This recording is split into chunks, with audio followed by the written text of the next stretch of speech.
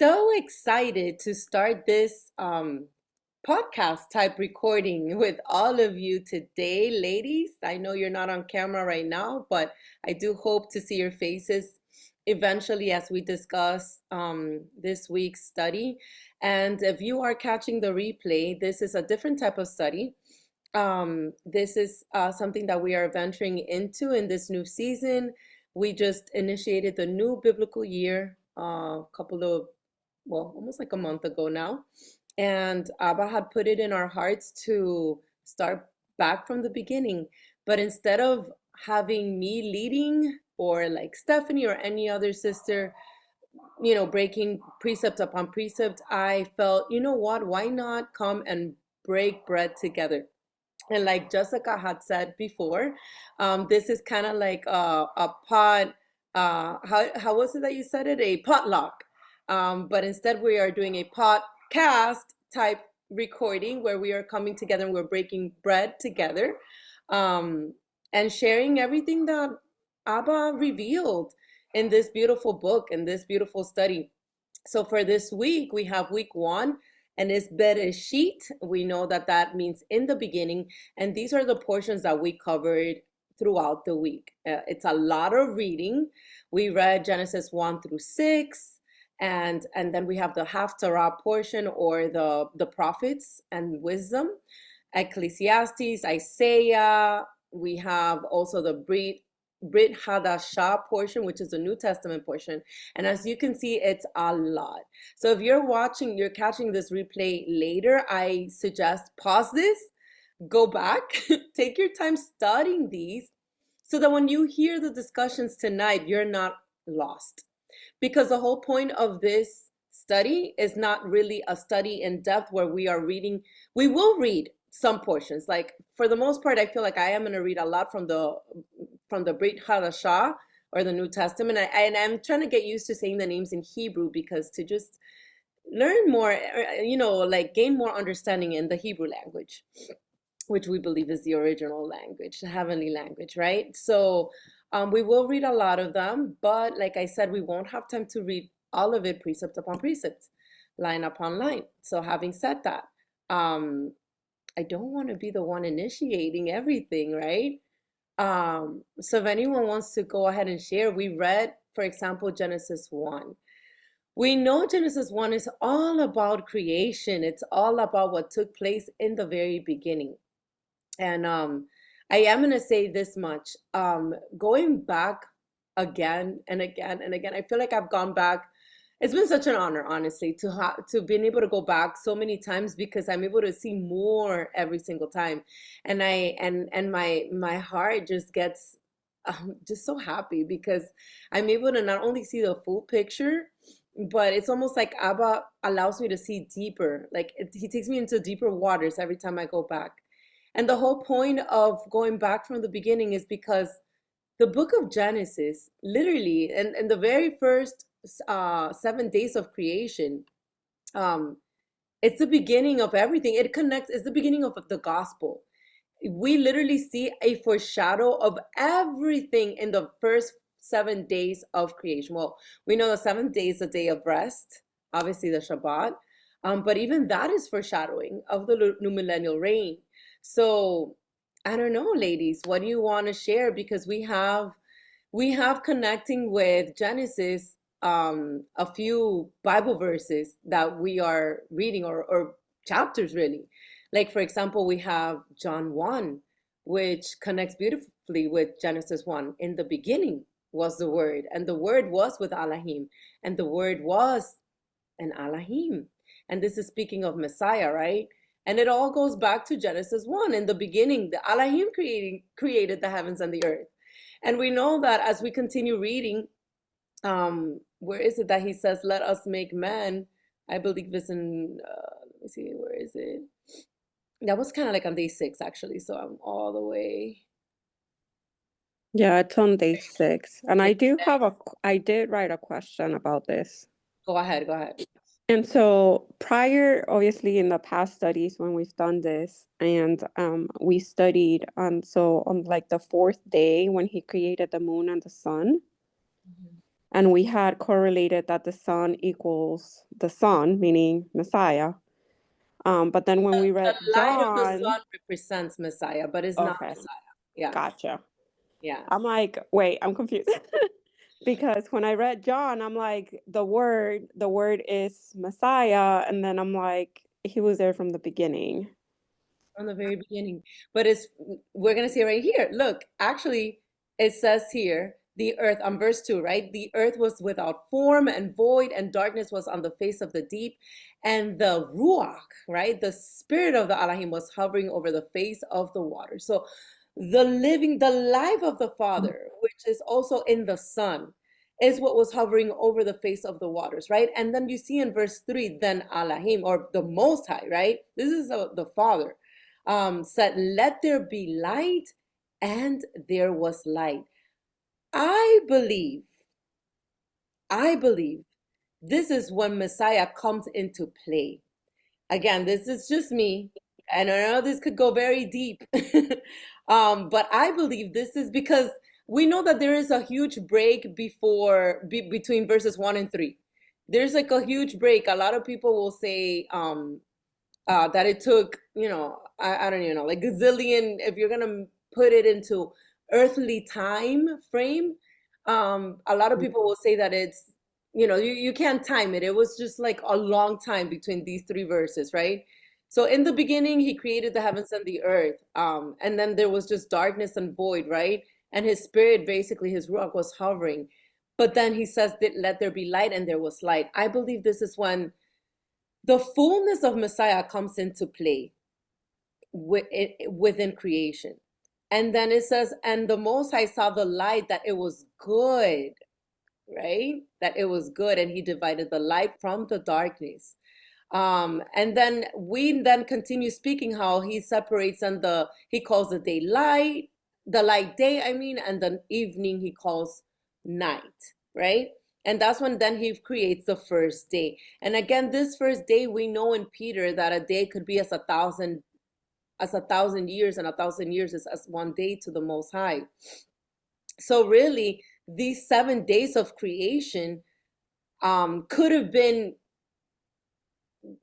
7,000 years. or it could be just one day. Who knows? Yep. So these are things that we're gonna find out when we meet him, Because as it is, I believe everything is playing out like the seven feasts. I thought of something. Yes, go ahead. Oh my God. I was like thinking, I'm like, I wonder if like the light and the darkness have anything to do with like Satan falling from heaven. Like, because I'm sure like in the beginning, like it was just light, and then Abba had to separate the light and the darkness. I wonder if like that has anything to do with like I believe so. I believe so. I that's believe that's when he separates the darkness, because I believe that's, again, there's so much happening in between verses here that we don't have the fullness of it. This is because Mhm. Satan was already in the garden Yes, when he created Adam. Adam. So it's like he But he already was not a fell. good person when he created Adam, which is why he tells him not to eat of that one tree, right? Oh, and I Yes. call him person, but you know what I mean. A heavenly being. So we know that, yes, absolutely. I do believe that's when the separation took place, right? I Wow. believe you're Can I absolutely. say something? Oh my gosh, please. I said it at the beginning. I don't know if you heard me, but this is Hi. a podcast. This is a Um, podcast. This is come and bring your notes, come bring everything in the table. No, I just wanted to say that I've heard, I'm pretty sure you've heard, or somebody has heard in the study here, that there was like a whole civilization of angels in that what you just said about verses 1 and 2, is it, or 2 and 3? I want to know, what are your thoughts on that, because I was like kind of like, I don't know, but then kind of makes sense. I don't know, like like when he said let there be light, like you were saying, Messiah came into play, but the like the fallen angels were supposed to be a whole civilization before that, and it took, like you said, who knows how many years, etc., etc. So what are your thoughts on that? You know, I'm not gonna get too deep because that could go into kind of like conspiracy theory-ish, you know, things. And while I'm gonna say this much though, I do believe that there was a whole civilization of just Alahims. Alahim is basically angels. They're mighty ones. You have the Most High, the Father, a creator, but then there's a whole bunch of other angels. And I believe Messiah is the firstborn of many. He is our older brother, right?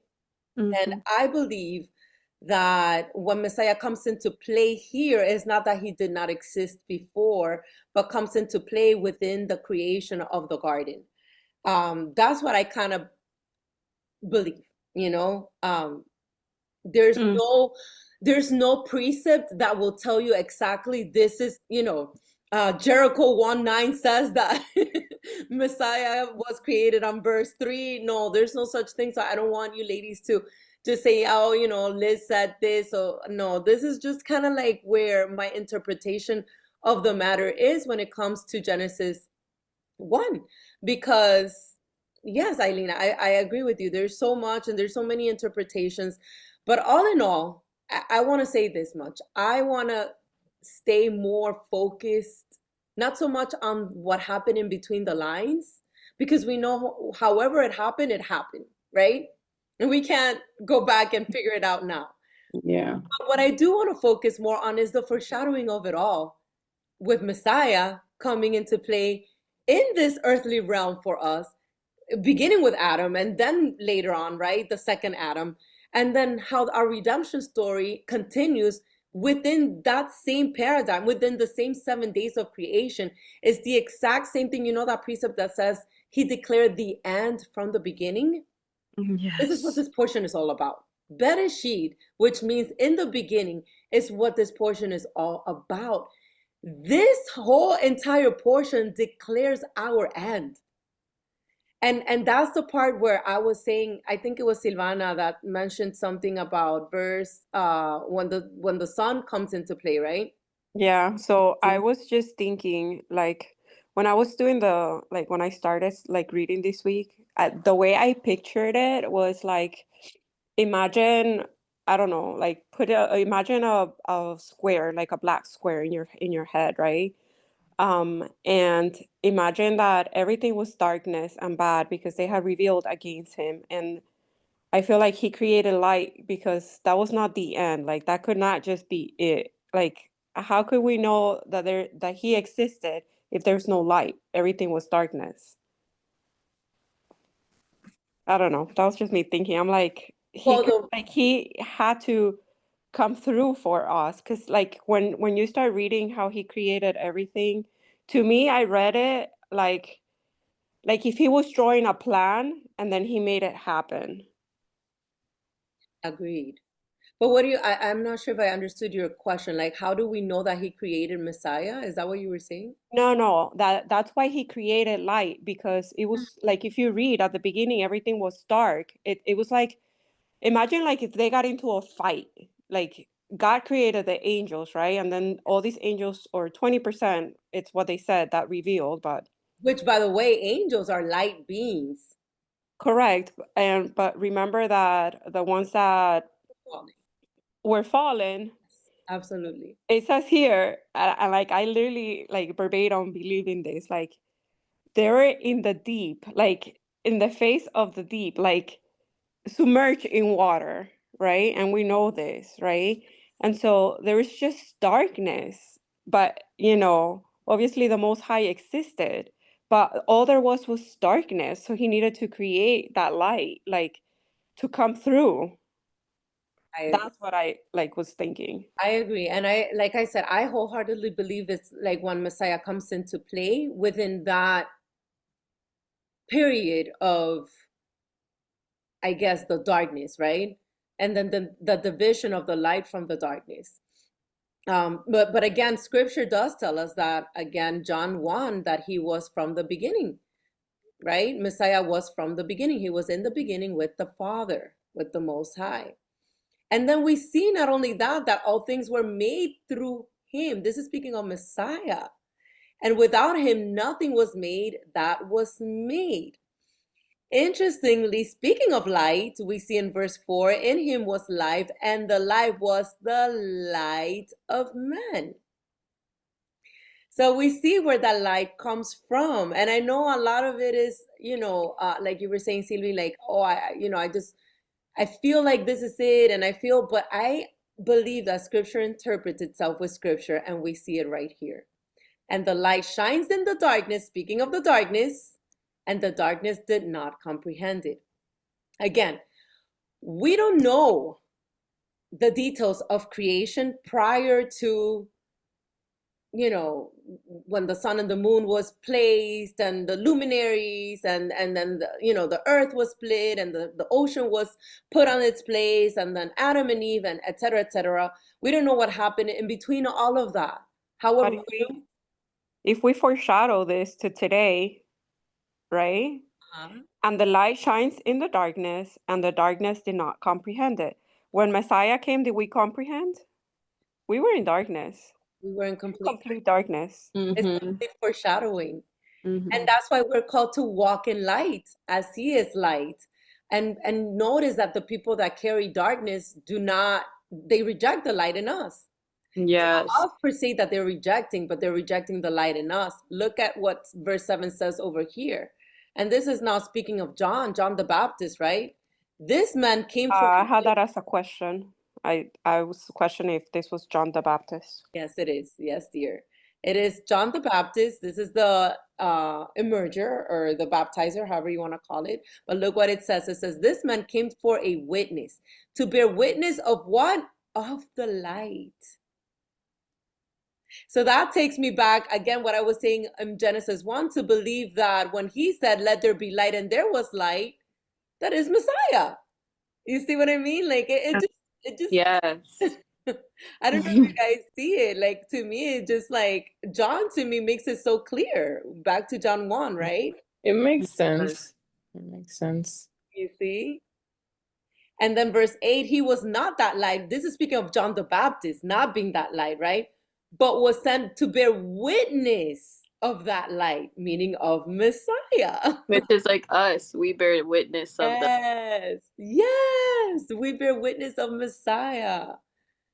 I know. I want to just keep reading John. Look, verse 9. That was the true light, which gives light to every man coming into the world. Amen. He was in the world, and the world was made through him, and the world did not know him.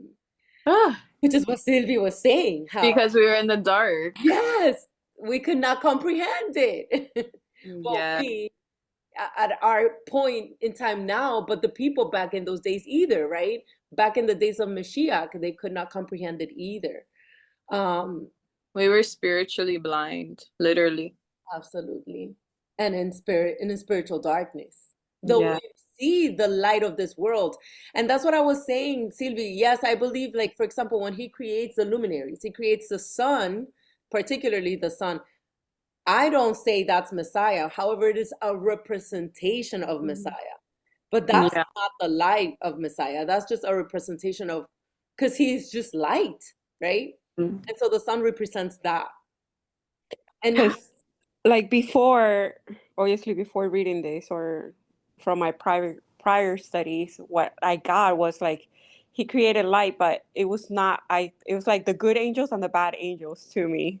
Like, the good one that, that 80%, and then the 20% that are dark. That's how I saw this. And then I mean, I'm sure, like, there, because not all the angels were fallen. You have angels like Michael, Raphael, like all those other angels, right? Correct. Gabriel, who were light. So yes, I believe. However, we know that Messiah is the preeminence, like he is the first fruit. So I believe it's, when this is come into play, it's basically him and then probably the others, right? Yeah. So yeah, that's how I see it. Again, given that John speaks of Messiah as this light as well. So who's putting in the chats? Make sure you feel free to share without the chat, ladies. No. Yes, and angels are stars too, Eileen was saying. So they are light as well. I was just sharing Revelation. I have a lot of background noise, but I was sharing Revelation 21:23. The city does not need the sun or the moon to shine on it, for the glory of Elohim gives its light, and the lamb is its lamp. So The for Lamb of Messiah. New Jerusalem. I was gonna say, because part of the portions that we were to read this week included Revelations 21 and 22, right?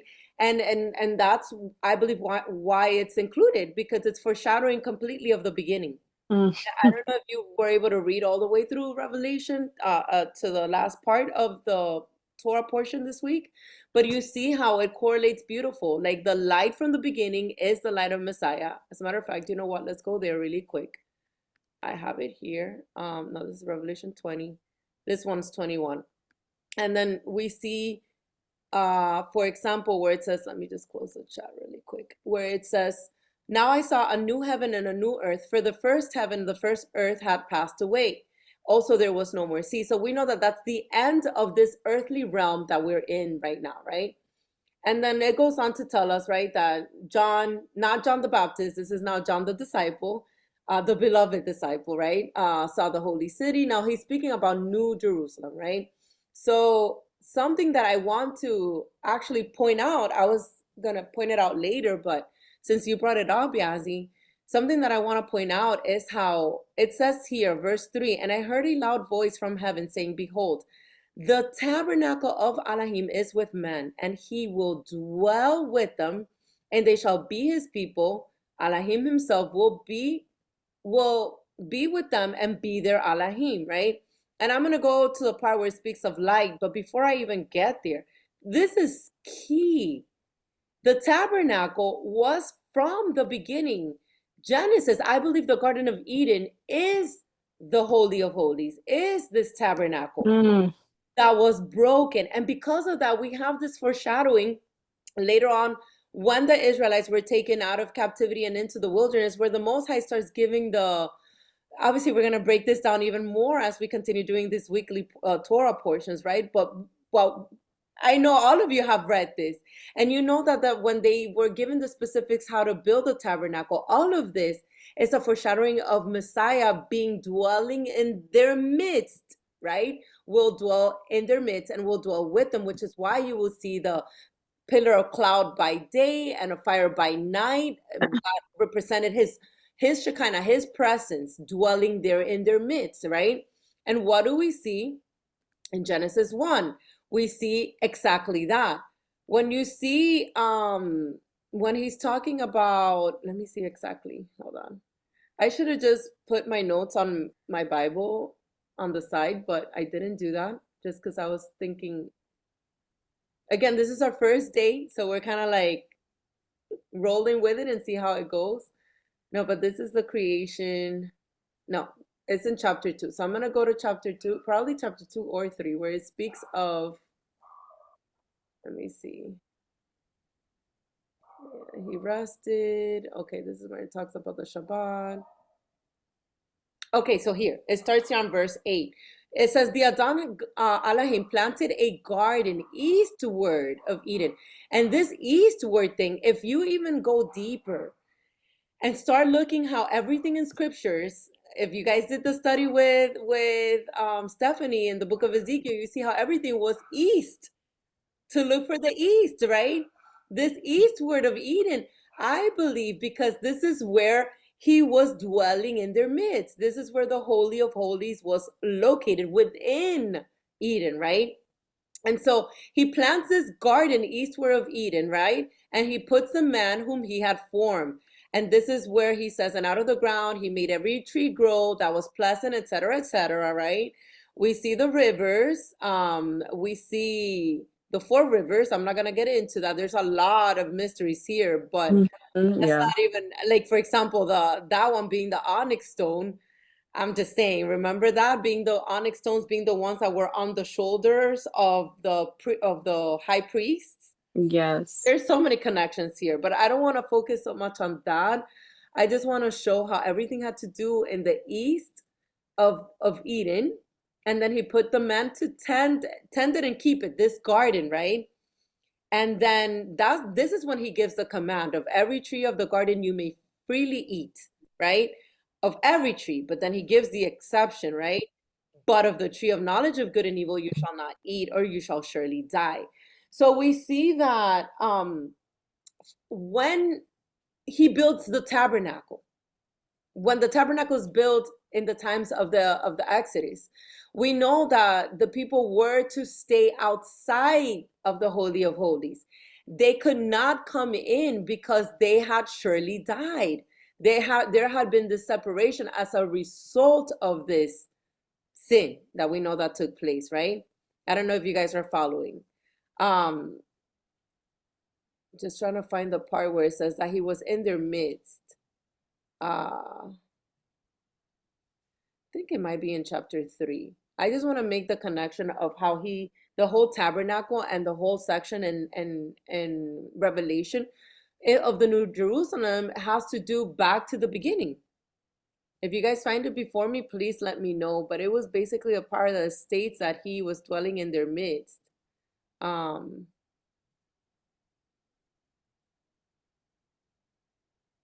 not sure. But the whole point is that everything connects. The beginning connects with the end. That's all I'm trying to reiterate here. I don't want to waste too much of your time trying to find this, but I'll be I think it's on chapter 2.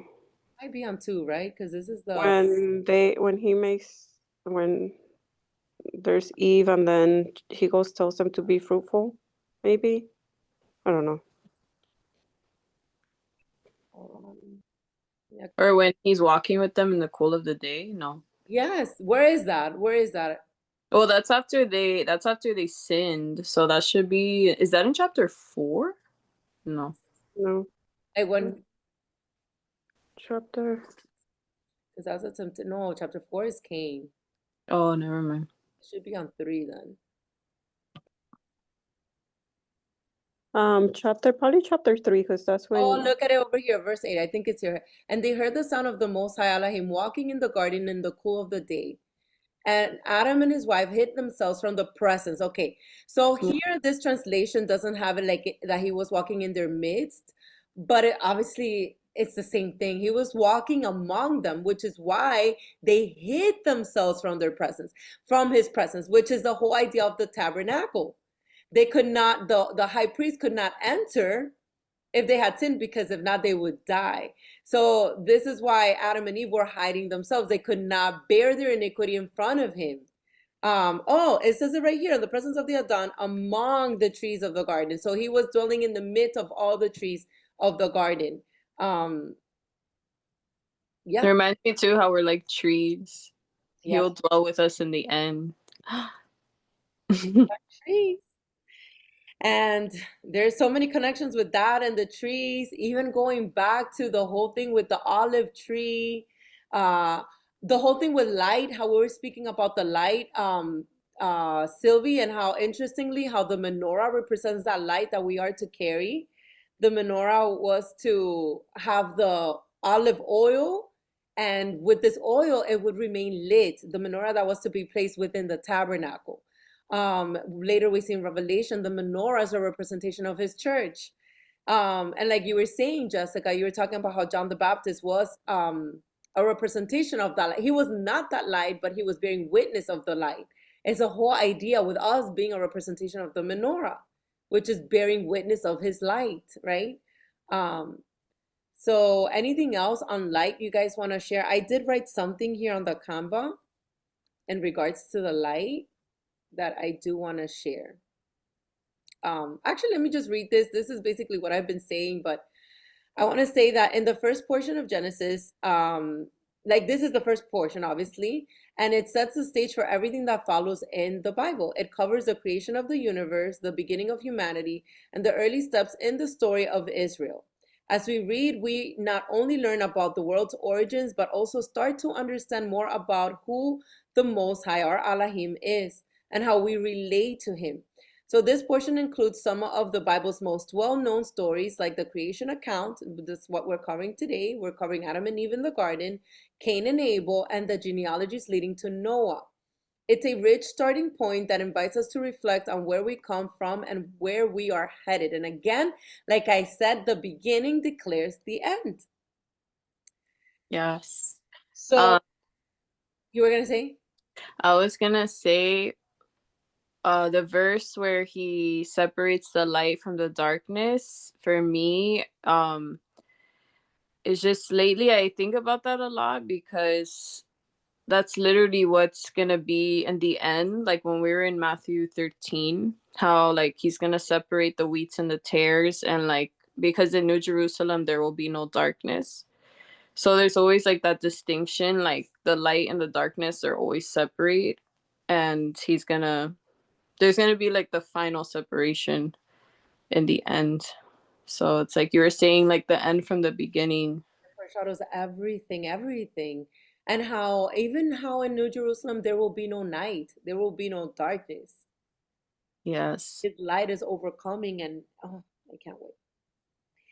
So yes, the entire gospel is revealed, like I said, in the first week of creation. Literally all of it. That's why it's so important to go back to it again and again and again, because it reveals everything. A lot of people want to learn about the prophets and the prophecies, end time prophecies and whatnot, the end times that we're living in, not understanding that literally the first 6 chapters of our Bible declares it all, including even the genealogies of what led us here and how did the seed of the serpent like come about, like how did that come about, right? And we know that darkness can't overcome the light of the Most High, which is why in the New Jerusalem there will be no darkness, because he will be dwelling literally in our midst. But this isn't just physical light, it's spiritual, and it requires spiritual vision to truly see it. This light leads to eternal life. From the very first day of creation, the Most High was already pointing us toward the bigger picture. He declared the end from the beginning, and right there in Genesis, we catch the beginning of the gospel, the good news that brings freedom from bondage, death, and darkness. Through the Torah and the testimony of our faith in the Messiah, we are being shown the way back to the garden, the path to restoration, relationship, and life. And those are just the only notes I brought in because I want you guys to share the rest. But I do want to say this, it's not only the path to restoration, it all goes back even to the 7 steps of our salvation, which have to do with the appointed times, the Moedim, right? It all goes back to, all of it goes back to the beginning, all of it. I was literally gonna bring up Feast of Tabernacles, how like he's gonna dwell with us. Yes, yes. And even like it's not all of them have to do with, because like Passover, for example, have to do with the redemption of his saints being like, okay, so basically Adam sins, the fallen man, right? Adam and Eve both sin. And then we have after that, it trickles down all the way to their slavery in Egypt, which is what we're living today. It's still the same exact picture. We're still in slavery. And the Passover really marks our redemption from that captivity. We know that Messiah later comes, and obviously he is the Lamb. We already know that. We've done all the studies. We should be experts right by now, right? But we know we are to memorialize these events because this is literally what leads us to our salvation. Letting go of the leaven of this life, of this world. And it's interesting because even in the Garden of Eden, we see it in the portion of Cain and Abel. What were Cain and Abel doing?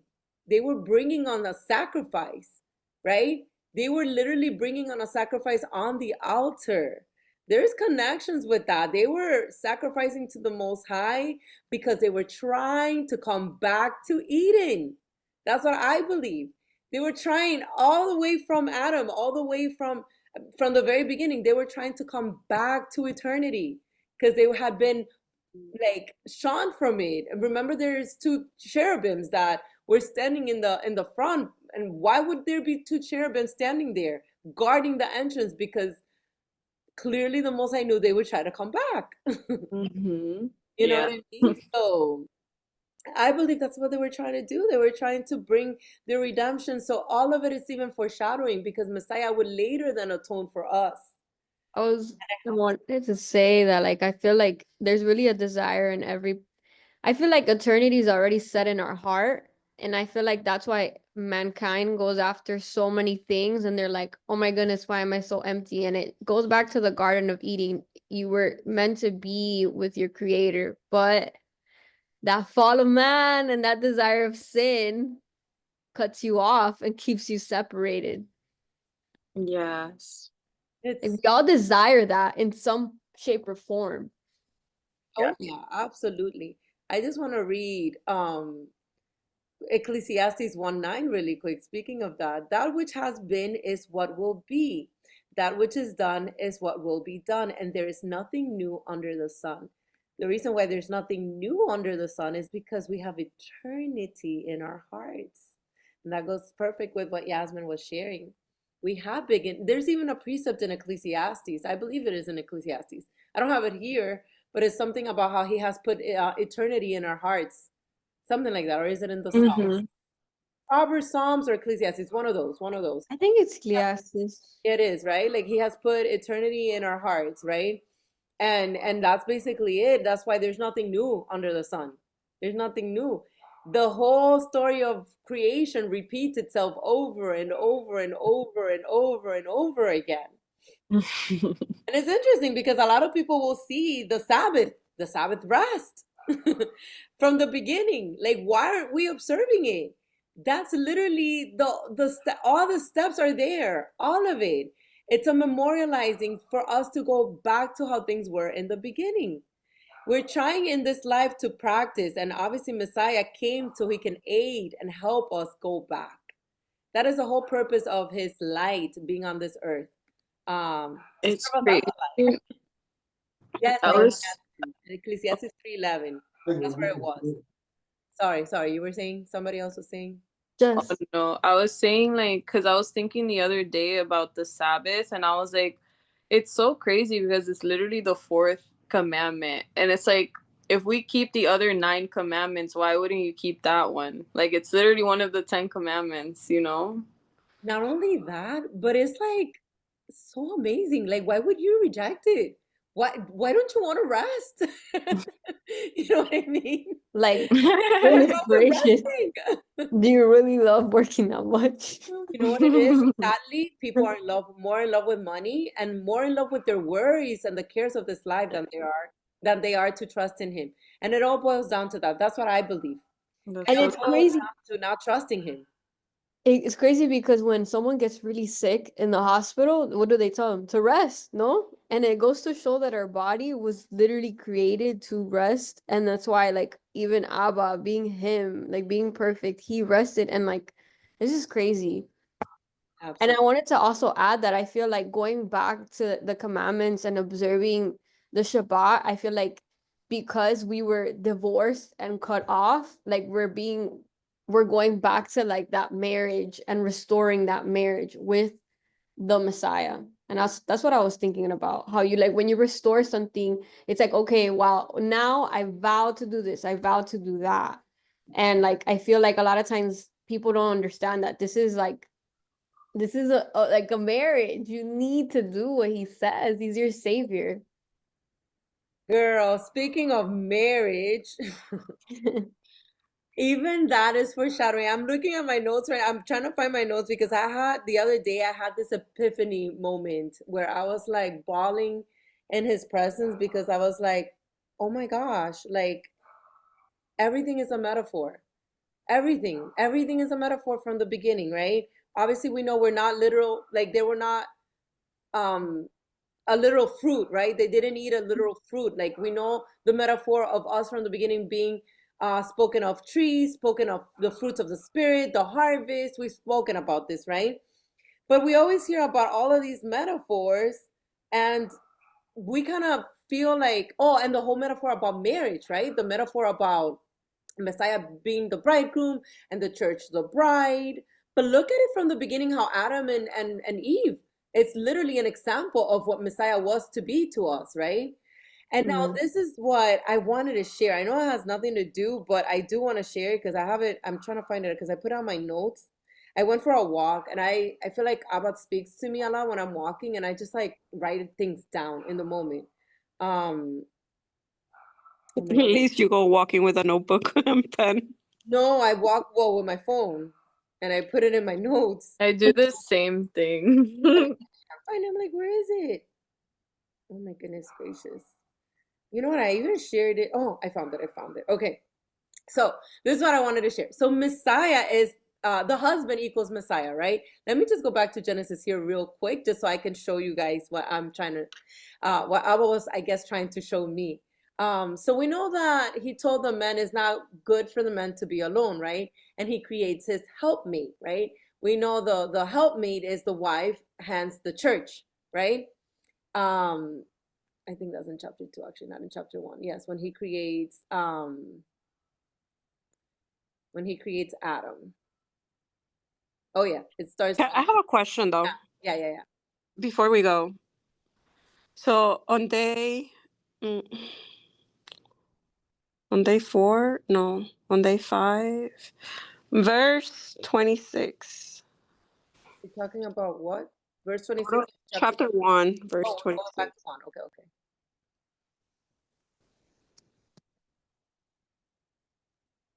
Okay. Okay. So see here how it says, let us create man in our image according to our likeness and have dominion over them and the cattle, right? And he created male and female, right? Yeah. Okay. Which day was this? This was the 5th day. No. So he's giving an account, but the creation of man didn't take place till day 6. So it's almost like Moses is writing the recounting of what was happening, but then he gives you the specifics on day 6. Is that where you're confused? Yes, because I'm like reading, I'm like, wait. And then I read as I was reading, I was like, wait, I just read that he already created. So why are we like, was there other people?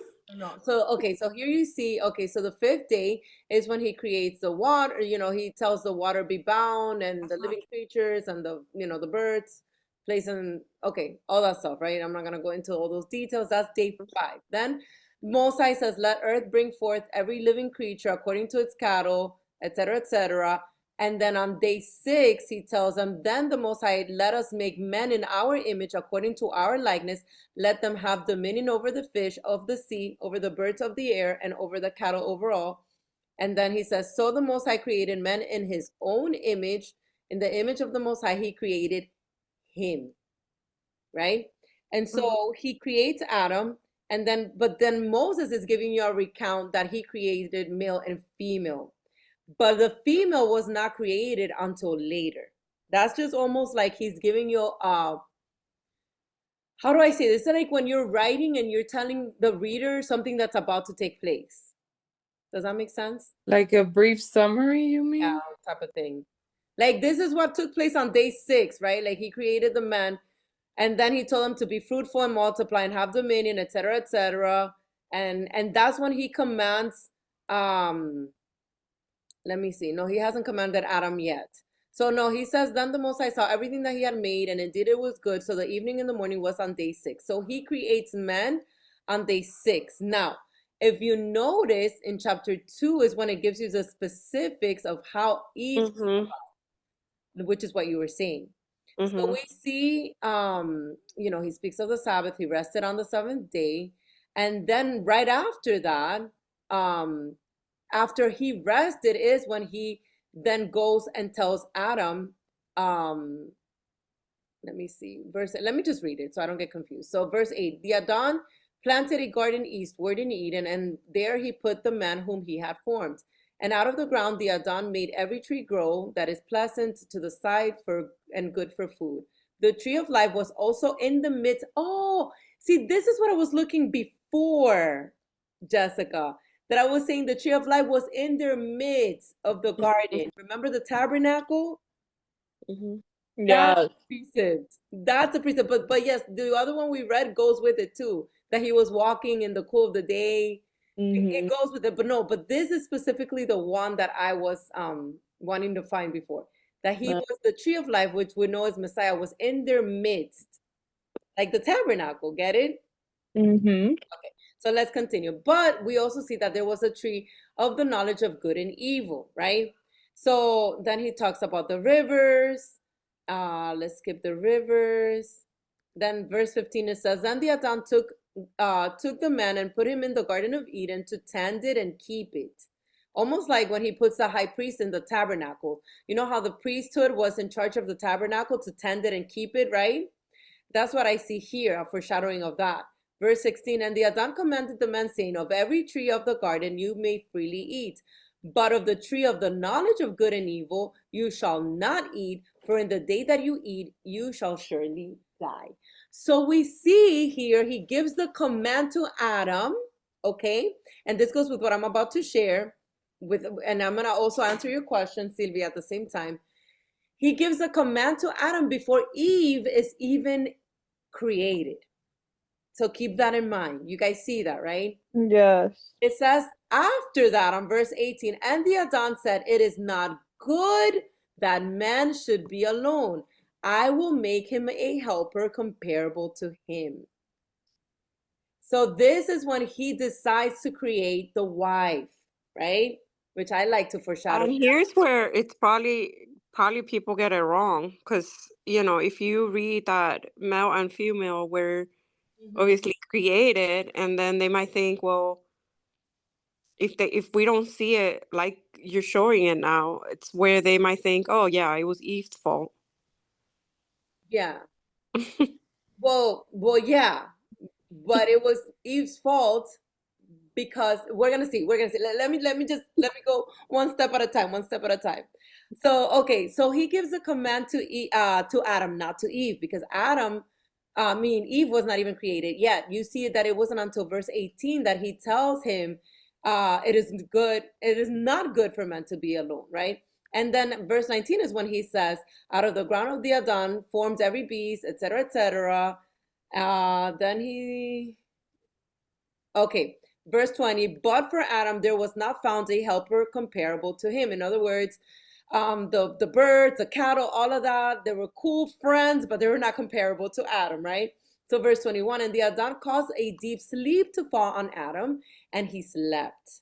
And he took one of his ribs and closed up the flesh in its place. Then the rib which the Most High had taken from man, he made into a woman, and he brought her to the man. So he brings the woman to him. And now we know that part that he says, this is bone of my bones, etc., etc. And that's when he gives a command that the man shall leave father and mother and join his wife, and the two shall become one flesh. Again, all foreshadowing of what we are to become with Messiah, right? Messiah being the bridegroom, and us, the church, being the wife. And it says they were both naked, the man and his wife, and were not ashamed. And again, I don't believe in the metaphor of the entire context is not that they were literally naked. If you look into older translations, like we read in the Targums last time we studied Genesis, we see that they were actually clothed in like what's it called, purple garments, like royalty. They were dressed. But what I believe it means here is that they were exposed and they were not ashamed, because there was no sin found in them, right? That's what I believe anyhow that represents. I don't think they were literally like walking with everything hanging. I don't think that was the case. Especially that they were light beings anyhow. So, okay, so I see you guys putting stuff in the chat. It's hard for me to keep up with the chat. I really try. Okay, so Jessica's saying, I believe Adam was supposed to instruct his wife and lead her, but he lacked in that area. And then Hasatan, of course, went for the weaker vessel, the woman. And that's the revelation that I want to share right now in regards to that, because I have it in our reading portions. Okay, so we see that the Most High gives instructions to Adam, right? So the wife was to learn from the husband's instruction. We see how it continues on chapter 3, and we never see the Most High actually telling Eve what to do. He gave instructions to the husband, and the husband was supposed to lead his wife righteously and to give her these instructions, right? So we are to be under the covering of our husband, right? And his authority. And I believe, because once the authority teaches you, then the wife can teach others, right? The church, the wife representing the church. Until your head, your covering teaches you, which is Messiah, then the wife can go on and teach others. If not, you're going to get it incorrect, which is why I believe it's all a metaphor. We're going to join that with what Paul speaks later in Timothy. So we see that the serpent then comes to the woman, right? And we see that the woman answers, right? We see verse 1 on chapter 3. Now the serpent was more cunning than any beast of the field which the Adam had made. And he said to the woman, has Elohim indeed said, you shall not eat of every tree of the garden? And the woman said to the serpent, we may eat the fruit of the trees of the garden, but of the tree which is in the midst of the garden, Haya has said, you shall not eat of it, nor shall you touch it, lest you die. Now, this right there is incorrect because the Most High never said that. He said, you shall not eat of the tree of good and evil. But she's talking about the tree which is in the midst of the garden, which we know is the tree of life. That's the first thing. The second thing is that he never said you shouldn't touch it. He just said you shall not eat of it. Let's go back and see it. Chapter 2, he tells Adam, but of the tree of knowledge of good and evil you shall not eat, for in the day you eat it, you shall surely die. That's it. That was the command. You guys see it? The command is straightforward. The tree of knowledge of good and evil, not the tree of life that's in the midst, right? Mm-hmm. So then Eve comes, clearly has it all twisted, which proves that Adam failed to teach his wife properly. Yeah, he didn't play the phone game correctly. Yeah, He passed the message down wrong. Absolutely. I don't think Adam played his cards correctly when it came to teaching Eve, which is why Eve was so easily deceived, right? Yep, and Hasatan knew that. Yes, absolutely, which she goes to the weaker vessel, like you said. And so she adds to the word right there. She's breaking Torah. So she adds to the word, right? So then the serpent said to the woman, you will not surely die. For the Most High knows that in the day you eat of it, your eyes will be open and you will be like the Most High, knowing good and evil. So when the woman saw that the tree was good for food and that it was pleasant to the eyes and the tree was desirable to make one wise, she took of its fruit and ate. And we know that then she gives to Adam and the rest is history, right? Which, by the way,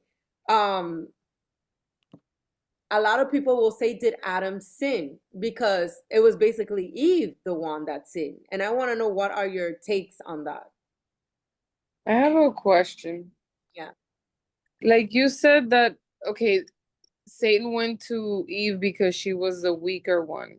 But then, because he didn't instruct her well, whatever, but he knew everything. So why would he take of the fruit if he knew better? Quote unquote. That's why I'm asking you, ladies. Like, what do you guys think? Like, Adam knowing what he knew, why would he do that? I believe he did sin because he came out of the order and he submitted to his wife when he was the one who was supposed to be in the authority there. I agree.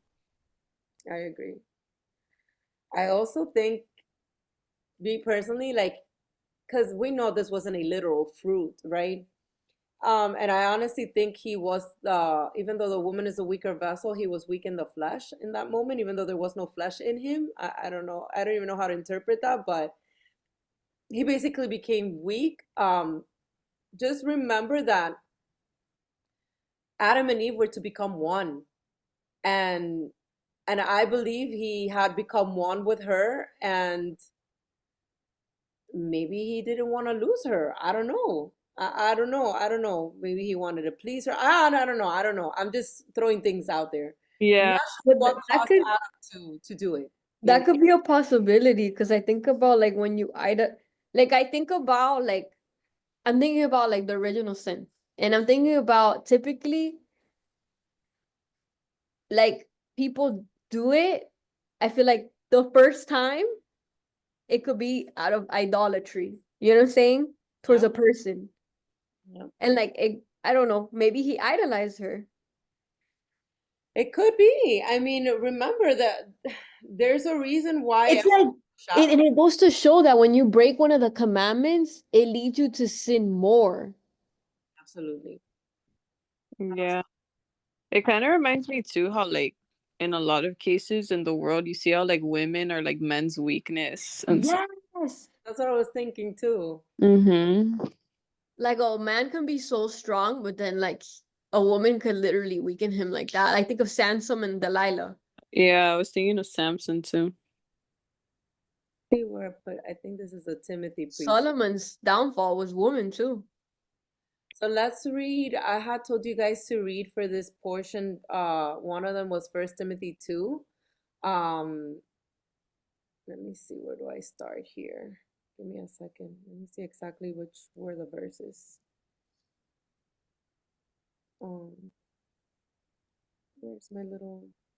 Okay, so it's First Timothy 2, 11 through 15. Okay. So I'm just looking to see if this is context or not.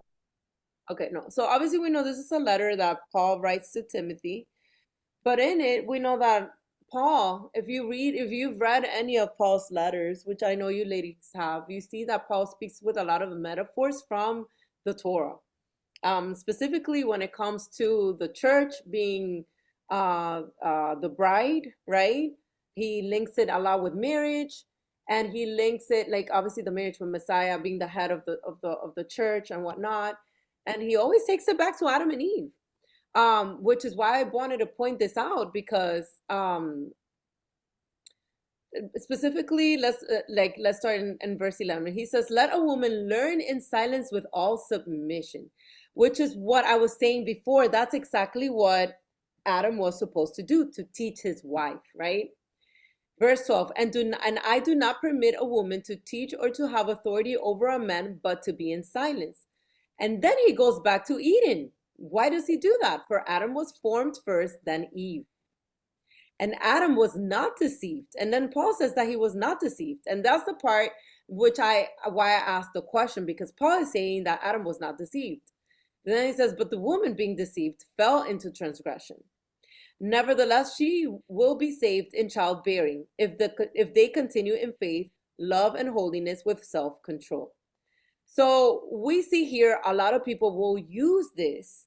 And if you ladies know, or any for that matter knows, this has been the downfall for a lot of us that have tried to teach other people, because they'll come and they'll basically whoop us with this precept right here.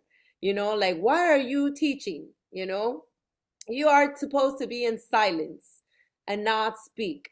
And I'm not going to get in the nitty-gritty of that. Obviously, we know that Paul had women teach. Paul was doing ministry with other women. You don't have to go far to see that Lydia, Phoebe, Junia, Priscilla, a whole mess of women were not only working alongside with him and their husbands, but also he was commending them for overseeing like the churches when he was arrested and whatnot. But we're not going to get into that. We know that the context of this, I believe this is what Abba was showing me, was a metaphor, because he's taking it back to the Garden of Eden. And I believe, and this is what I put in my notes, that Adam failed to teach Eve incorrectly, which is why now we are to be instructed first, well, before we can even speak. We know that, again, Paul is telling Timothy why he does not permit a woman to teach or have authority over a man. But he's not saying that as an always situation. He's saying this like, and I'm not saying, by the way, women should have authority over men. That's not what I'm saying at all. At all. We are still to follow the same pattern, right? Like Messiah is the head, the husband, and then the wife, then the woman, right? However, we know that we're not to be kept in silence, because we know that the body of Messiah as a whole is supposed to go, therefore, and make disciples. And how would we ever be able to do that if we are kept in silence? Being kept in silence would mean that we can't even pray or prophesy, because he's not only speaking of teaching, he's saying to keep in silence. He's saying a woman to teach or to have authority over a man, but to be in silence. In order to be in silence, in order to do anything, you can't be in silence. So that's the first thing. Yeah, that's like you can't even pray for a man. That's wrong. But that's what I'm saying. A lot of people use this. And it's interesting too, because a lot of the people who use Paul to silence the women don't even agree with Paul to begin with. So that's the funny thing, right? They even take Paul out of context themselves. But I want to say this. I do agree that a woman should never exercise authority over a man. I don't believe a woman should be leading a man. It's out of order. I believe a man should be teaching women. And if you don't have a man on your side, Messiah is your head, right? And I believe that Messiah, once he teaches you, because Adam failed to teach his wife, but Messiah is teaching his church correctly. The wife being represented by the church, the wife is to learn in silence from Messiah. The wife is to learn in silence from him so that she is not deceived. Do you understand the metaphor? And Adam was not deceived, but the woman being deceived fell into transgression. The woman was deceived. The reason why she was deceived is because she was taught incorrectly. And the reason why Adam was not deceived is because he actually sinned intentionally. That's what I believe. He wasn't deceived. He sinned, period. He knew what he was doing. But the woman was deceived. Do you see the difference? Yeah, clearly. I don't know. That's what I see. I also wanted to add that I feel like when people shut out like when people want to shut out women for preaching or for praying or whatever, like I think of James and I think of like how it talks about like when your brother's in need, like like don't give like but James was talking about like just like he was saying like if your brother's in need, like just don't say be well and then like walk away. I'm like paraphrasing, but I'm also thinking like I think it was more of like James was talking about like physical, but like also like I think about like if my brother's in need and they want prayer or they have a question about the word, am I just gonna be like, no, I'm a woman, I can't teach you, I'm sorry. Like I just think that it's just doesn't make sense to me, you know. I agree. I think it also goes back to loving my neighbor as I love myself. And then Messiah said, freely you have received and freely you should give. And a lot of times, like the reality is a lot of men, they come to truth and they don't know anything. And, I have literally this gift, like these gifts that Abba has given us, which is the word. The word has been revealed to us. I don't think we should just like, and I think about the parable of the talent. So it's like, who am I to stop the purpose in someone else's life? Like you said, like I'm not going to be purposely leading a man, but if they have questions, I'm here to answer them. Absolutely agree with you. It's not a matter of leading a man, but it's being the body of Messiah together, working alongside with the man, right? Working Yeah. alongside the same. Remember, it all goes back. The beginning declares the end, and it goes back to the order and the creation. He created, let's go back to Genesis 1 because it all goes back to he creates Eve. This is in chapter 2, sorry.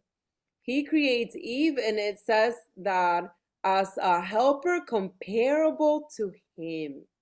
And I believe that translate in a different translation, it says like equal to him. I'm pretty sure because we've studied this before. And we know that comparable is almost like saying equal to him, not equal in status per se, but equal like you are to oh my gosh, complement each other, right? And so if you have from the beginning in Eden, the Most High creating a helper, oh my goodness, a helper for the woman, for the men, right? That only means that the woman is supposed to help the man, not remain. How are you going to help a man if you're remaining silent the entire time? And there's just so many, I'm not going to get, because this is not about a teaching about women or men or whatnot, but it is about uncovering things that are within scriptures that people will take completely out of context, not understanding, not even knowing the rest of Paul's scriptures. For example, Paul's letters, when he would write about these other women, and one of those women, Junia, I believe, he spoke to her as an apostle. So it's like, if that was the case, if Paul specifically was speaking about all women, right? Why would he name Junia the apostle, commend her for being the apostle alongside with the rest of the apostles that were working? And we know that apostle is not like one of the 12, but more as an emissary, right? Which is still a high position in the church of leadership, right? So yeah. So again, there is though, nonetheless, I do want to say this. There is though a disorder within the body of Messiah, with all these churches now having women leading and not being in submission of men, under a man. And that is not biblical, because that is basically what Satan wants, right? That is not the And point either. Liz, I'm sorry to interrupt you. And also, I believe, like, if you have the gift to do that, because let's be clear, not everybody can teach, and not everybody, you know, a lot of people want to do that, teach others and preach and that stuff, and they don't really have that gift to do that. So they're saying all types of things and all, you know.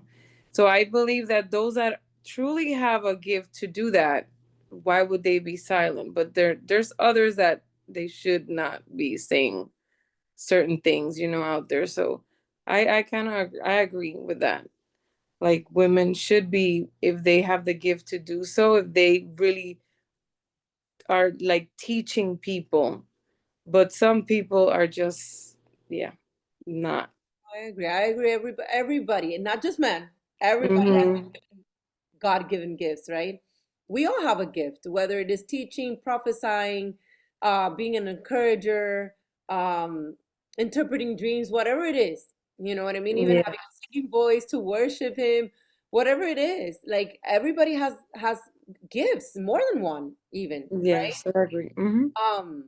But yes, I agree with you. There's even so many men out there who don't have a gift of teaching, and they shouldn't be teaching. They should Yes. be doing what their gift is, right?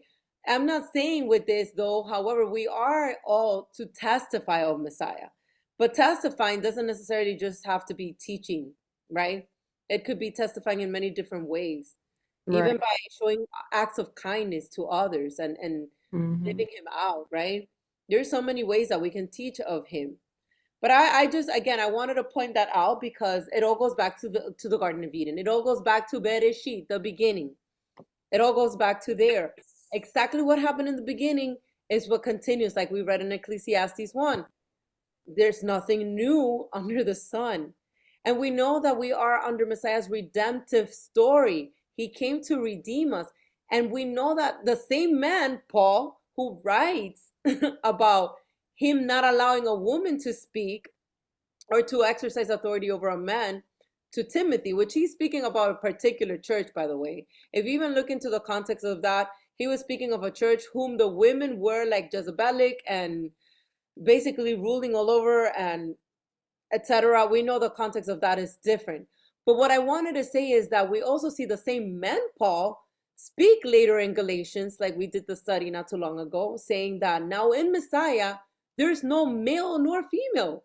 We're all one in Him. So we know that the idea of that we are to become His holy priesthood is not only now for men but for women.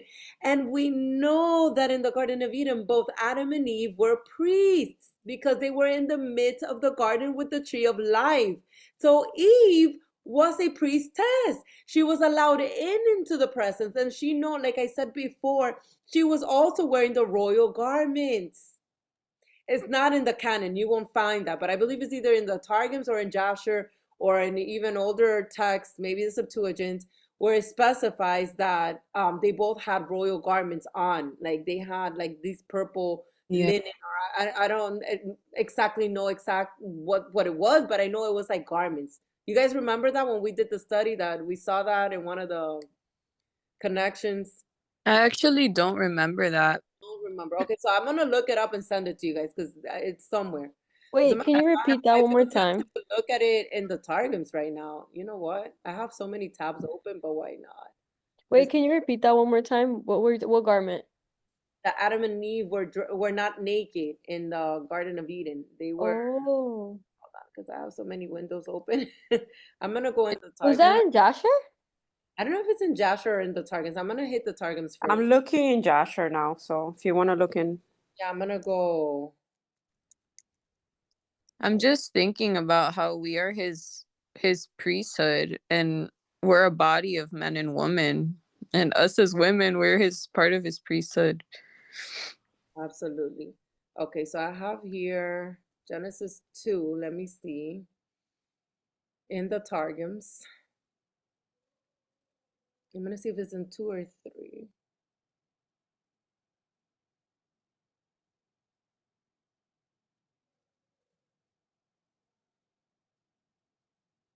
Sorry, guys. I know it's gonna be quiet for some time in the recording. I'm just trying to read through this. Um,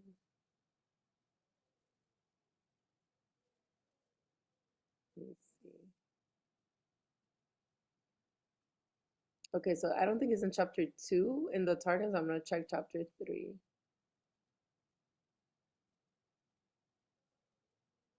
By the way, little observation here in chapter 2.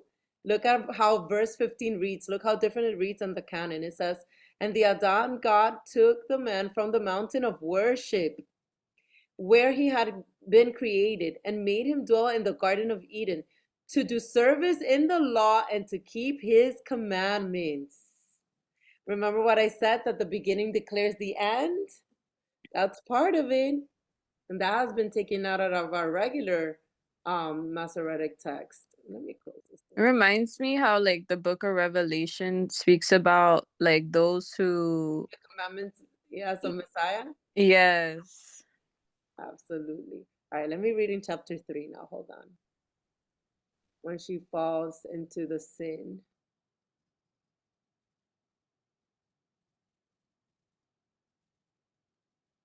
Um,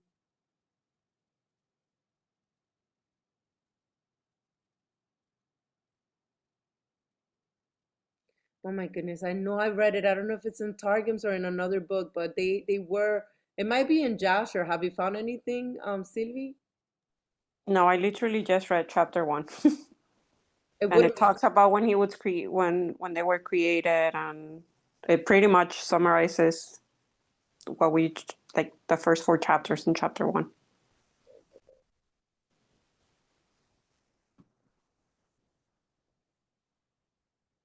oh, yeah, I don't see it here.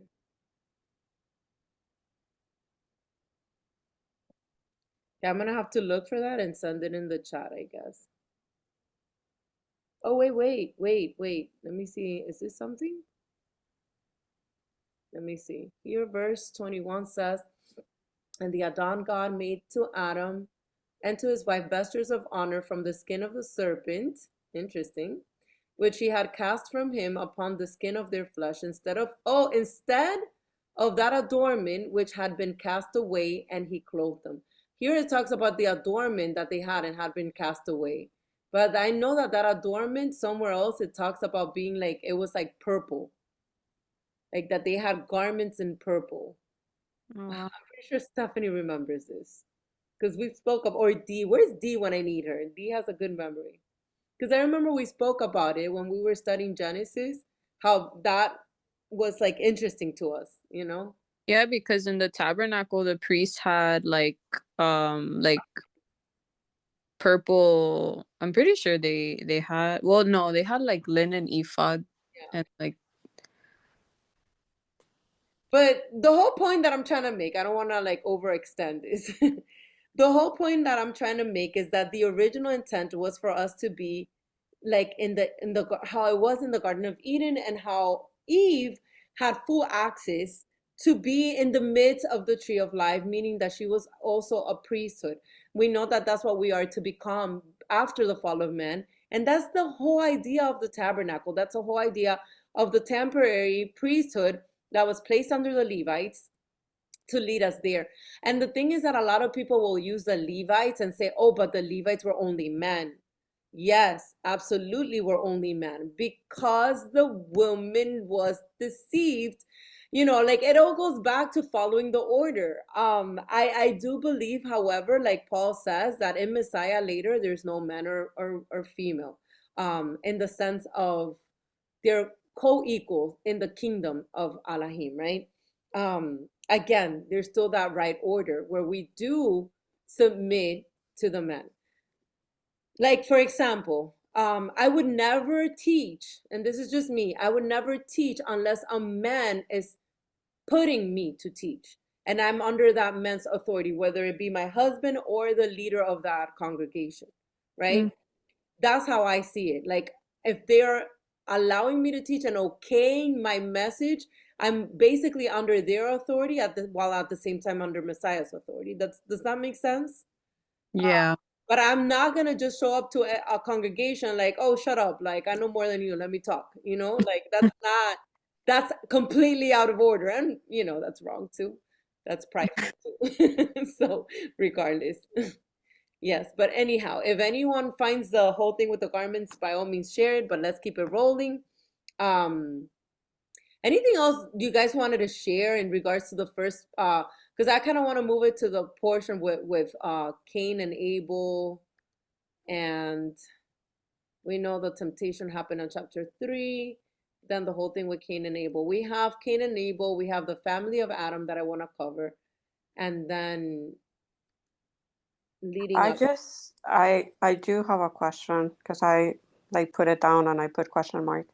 Why like are the four rivers like mentioned? You know what? I believe those four rivers have to do with they lead back to Eden, the Garden of Eden. Okay. Which is why if you notice, I'm gonna go back to it. If you notice, they're all eastward from Eden. It was in chapter 2, right? Mm-hmm. Yes. If you read it, it says you first have Paishan, where there is gold. Then you have the second is Gaihan, which goes around the whole land of Cush.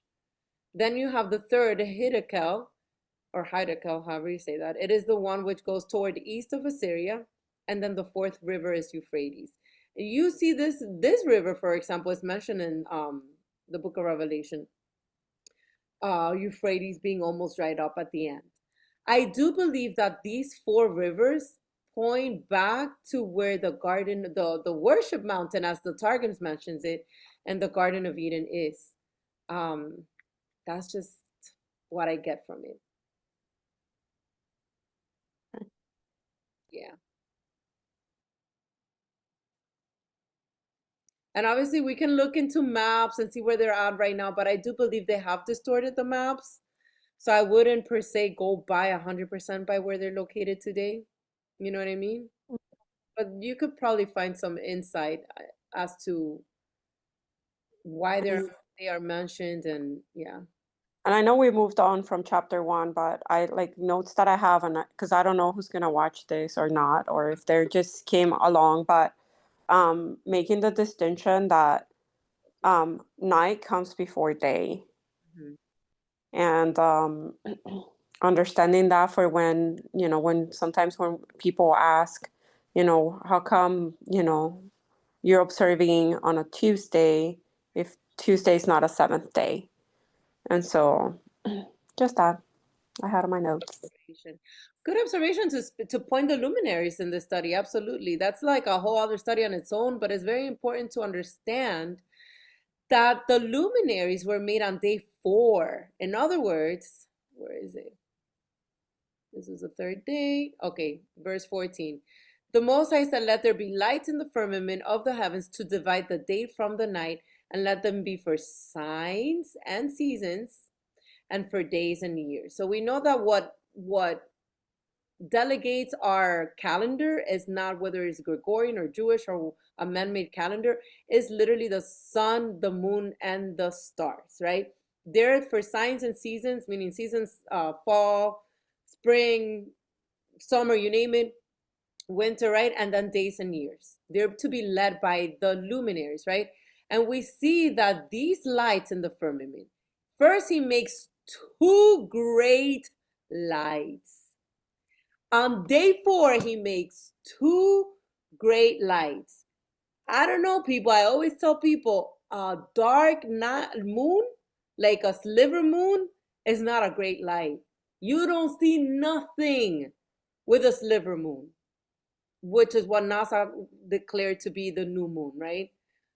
It's pitch black outside. Obviously, today in our age, we have the lights of the cars and the buildings and the houses and whatnot. But imagine that you're in a wilderness where there's nothing else other than the moon, the sun, the sun, the moon, and the stars. Obviously, in the nighttime, the moon and the stars, right? How can you say it's a great light if it's a sliver moon? That's the first thing. So 2 great lights to me means a full sun and a full moon, right? It tells you the greater light to rule the day, which is the sun, and then the lesser light to rule the night, which is the moon. And obviously lesser light because it's less than the sun. It's not less because it's sliver. It's less than the sun. However, it's 2 great lights. And it's important to observe that they were created on the 4th day. We know the Most High rested on the 7th day. So in other words, from the 4th day to the 7th day, it was 3 days, not 7. So yes, again, that is a whole full other study on the luminaries and finding the calendar. But this is what I believe leads the calendar, and this is how I believe we end in a different Shabbat every year, because it's led by the full moon that initiates the first month of the year, and according to where it lands, then you count your 3 days to find your 7th day. I hope all that made sense to those watching. If you have questions, please reach out. But yes, that's a good point, Sylvie. Thank you for pointing that out.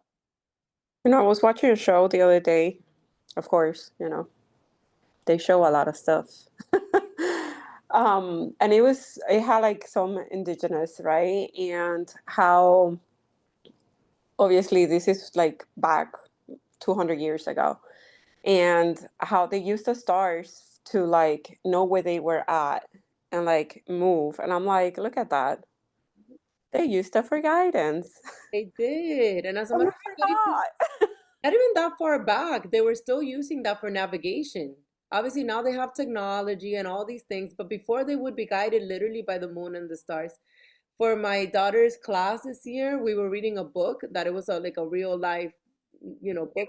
This genius guy that discovered some stuff about mathematic equations when it comes to navigations. And in the book, he explains how, like the moon is what, and the stars would guide him where he was at. They didn't have technology to see where they're at. Like they were traveling by boat from like the US to Europe and, all these other countries. And that's how they would get there, just literally by the constellations. It's super cool. And he would know the seasons that they were in too, because these people would spend months on the ocean. Pretty crazy. But anyway, yes. So if no other comments or questions on this portion, I would like to move it to the portion of Cain and Abel. We know that, again, to summarize this part right here, we know that the serpent obviously is Hasatan, and I forgot to point out that we have Isaiah 14, which speaks about the fall of Lucifer. It's also in Ezekiel 28, but for this portion, I just said to read 14 and correlating with the fallen from heaven, which we were talking about, Sylvie, before. The fallen angels, we know that they did, and they were indeed fallen angels that fell from heaven, Lucifer being one of them, the son of the morning. Excuse me. And we know that from the beginning, he had said, I will be like the Most High.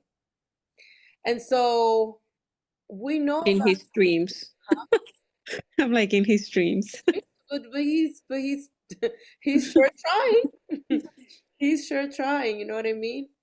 I did want to say something in regards to this portion. Let me see. Oh no, I don't think it was here. Oh yes, yes. Look what it talks about. Like an abominable, he will be cast. You are cast out of your grave like an abominable branch. A branch we know is a tree. So we Oh my know gosh, I that, had that highlighted here. yes, Literally. yes. So remember again, what did he tell Eve not to, or both, Adam and Eve, not to eat the fruit from this branch, from this tree? So it wasn't a literal apple that Eve partook in. So just keep that in mind. I just wanted to point that out. It's throughout scriptures. It's not hard to not see it once you see it, right? We also see that I also have highlighted on verse 12. verse 12 for what? For Isaiah? Yeah, where you're at right now. 14, right? Uh-huh. Sorry, my eyes are going on me. Isaiah 14:12. Mm-hmm. How you are fallen from heaven, O Lucifer, son of the morning, how you are cut down to the ground, you who weaken the nations. Yeah, I have that highlighted, like how he was literally cut down, like sent down, like there it is. And I mean, he weakened us. And you know what's funny? Like I said again, Bereshit, in the beginning declares the end. Mm-hmm. What happens to the people when they sin throughout the Torah? What does he tell them? You know, don't do this or you'll be cut out from your people, from the people, right? From my people. It's the same idea throughout. Don't break the commandments. Don't do this or you will be cut out. Lucifer was cut down to the ground, which is the same idea. He was cut out. The fallen Adam and Eve were cut down from Eden, right? Cast out, the same concept. And all throughout, we see this idea of wanting to return back. We're still like pilgrims on this earth trying to return back and trying not to be cut out anymore because we were, right? So it's a good observation there, Stevie. Good observation. I did want to say the other Haftara or prophet portion was Isaiah 42:1 and also Isaiah 43. Um, Isaiah 42:5, not 1. Isaiah 42:5, let me read it really quick. Thus says the Adon Elohim, who created the heavens and stretched them out, who spread forth the earth and that which comes from it, who gives breath to the people on it and spirit to those who walk on it. And this goes beautifully with what he did. He basically breathed into Adam's nostrils. This is exactly what he does to us. What we really are is spirit, right? That's why we are to be born again because we are corrupt right now. And I want to skip it to chapter 43, verse 10. 43 verse 10, you are my witnesses, says the Adon, and my servant whom I have chosen, that you may know and believe and understand that I am he. Before me there was no God formed, nor shall there be after me. So that confirms that in the beginning, it was him. In the beginning was the word. There was no other formed but him. And obviously this is speaking of the Messiah here. And it says it right here, and besides me, there is no Savior. And we are his witnesses. Throughout, we are his witnesses, which is why we are, like John 1 says, to bear witness of the light, which is Messiah. That connects there beautifully. Now, for the New Testament portions, there's a lot. I'm not going to read it all, like I said, but we have Matthew 19, 4-6. But this goes, you know what? I am going to read this one because this goes perfect with what we were talking about, male and female. And he answered and said to them, have you not read that he who made them at the beginning made them male and female, and said, for this reason a man shall leave his father and mother and be joined to his wife, and the two shall become one flesh. So then they are no longer two, but one flesh. Therefore, what the Most High has joined together, let no man separate. And obviously we know he's speaking of divorce, but it goes perfect because it adds on to what we were saying about women being placed under the authority of men. However, the idea of that is to become one flesh. The idea goes back to the garden. Remember what he said in Genesis 1, it is not good for men to be alone. Let's make him a equal helper, right? And that is the idea, to become one. The whole idea of the bride is to be in one accord, to be in one echad and one flesh, to operate as the body. And that's why I said it. It's all a metaphor. You guys see it, right? Throughout, it's all a metaphor. It's not about contentions, whether a woman should be teaching or not, or a man should be teaching or not. It's all about becoming one flesh and doing it in the right order, but one flesh nonetheless. We also have John 1, which we've read plenty of times. Not going to read it again. I do want to read some of the Romans portions. We have we're supposed to be Romans 1, verses 18 through 23. Let me see. I'm not going to read it verbatim. I just want to... actually, I'm going to skip through this. You guys should... do you guys want to add anything to this? Questions, concerns about Romans 1? Because now I'm going to go to Romans 5. Romans 5, I do want to read. No. 12 through 21. Romans 5, 12 through 21.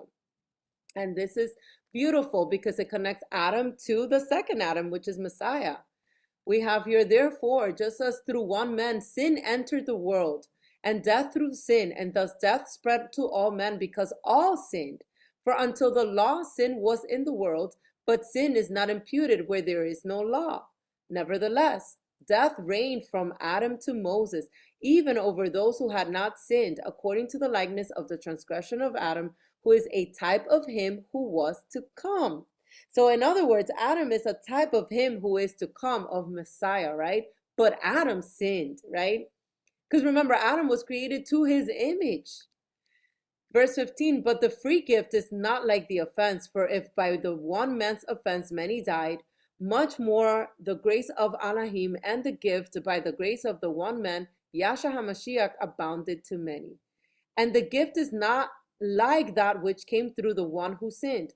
For the judgment which came from the one offense resulted in condemnation. This is speaking the offense in the Garden of Eden, by the way. But the free gift which came from many offenses resulted in justification. The free gift through Messiah.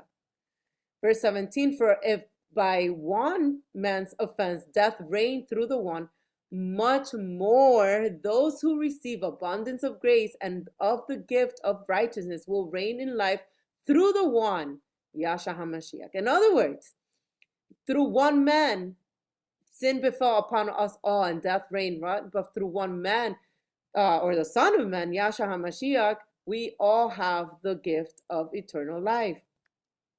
And again, therefore, as through one man's offense, judgment came to all men, resulting in condemnation, even so through one man's righteous act, the free gift came to all men, resulting in justification of life. For as by one man's disobedience many were made sinners, so also by one man's obedience many will be made righteous. Moreover, the law entered that the offense might abound, but where sin abounded, grace abounded much more. So that as sin reigned in death, even so grace might reign through righteousness to eternal life through Yahshua HaMashiach. And I wanted to read that one because it's so beautiful. The promises of Yahshua. And I always love connecting the spirit of the law with the letter of the law, which we'll be reading in the Torah, because the spirit of the law was from the beginning in the Garden of Eden. The Torah, as we read even in the Targums, was in the beginning. The only difference is that, we had to go, our forefathers had to go through the Levitical priesthood as a result of them breaking the covenant. And then we see Messiah coming and renewing that covenant for us, or making new altogether, but renewing it back to the original state of the Garden of Eden. So as one man sinned in the Garden of Eden and condemnation befell upon us, through one man's righteous act, which was Mashiach, right? Now we have abundant grace through eternal life. This free gift, bringing us back to the original intent of the Garden of Eden. Isn't it beautiful? So beautiful. Let me see if I want to read this one. No, it's basically, you guys know this, we're eagerly waiting for the adoption. The redemption of our body basically means The redemption of our body is going back to the original state of how we were in the Garden of Eden. And we know that we have the first fruits of his Ruach HaKodesh. Significant with the Feast of Shavuot coming up in June.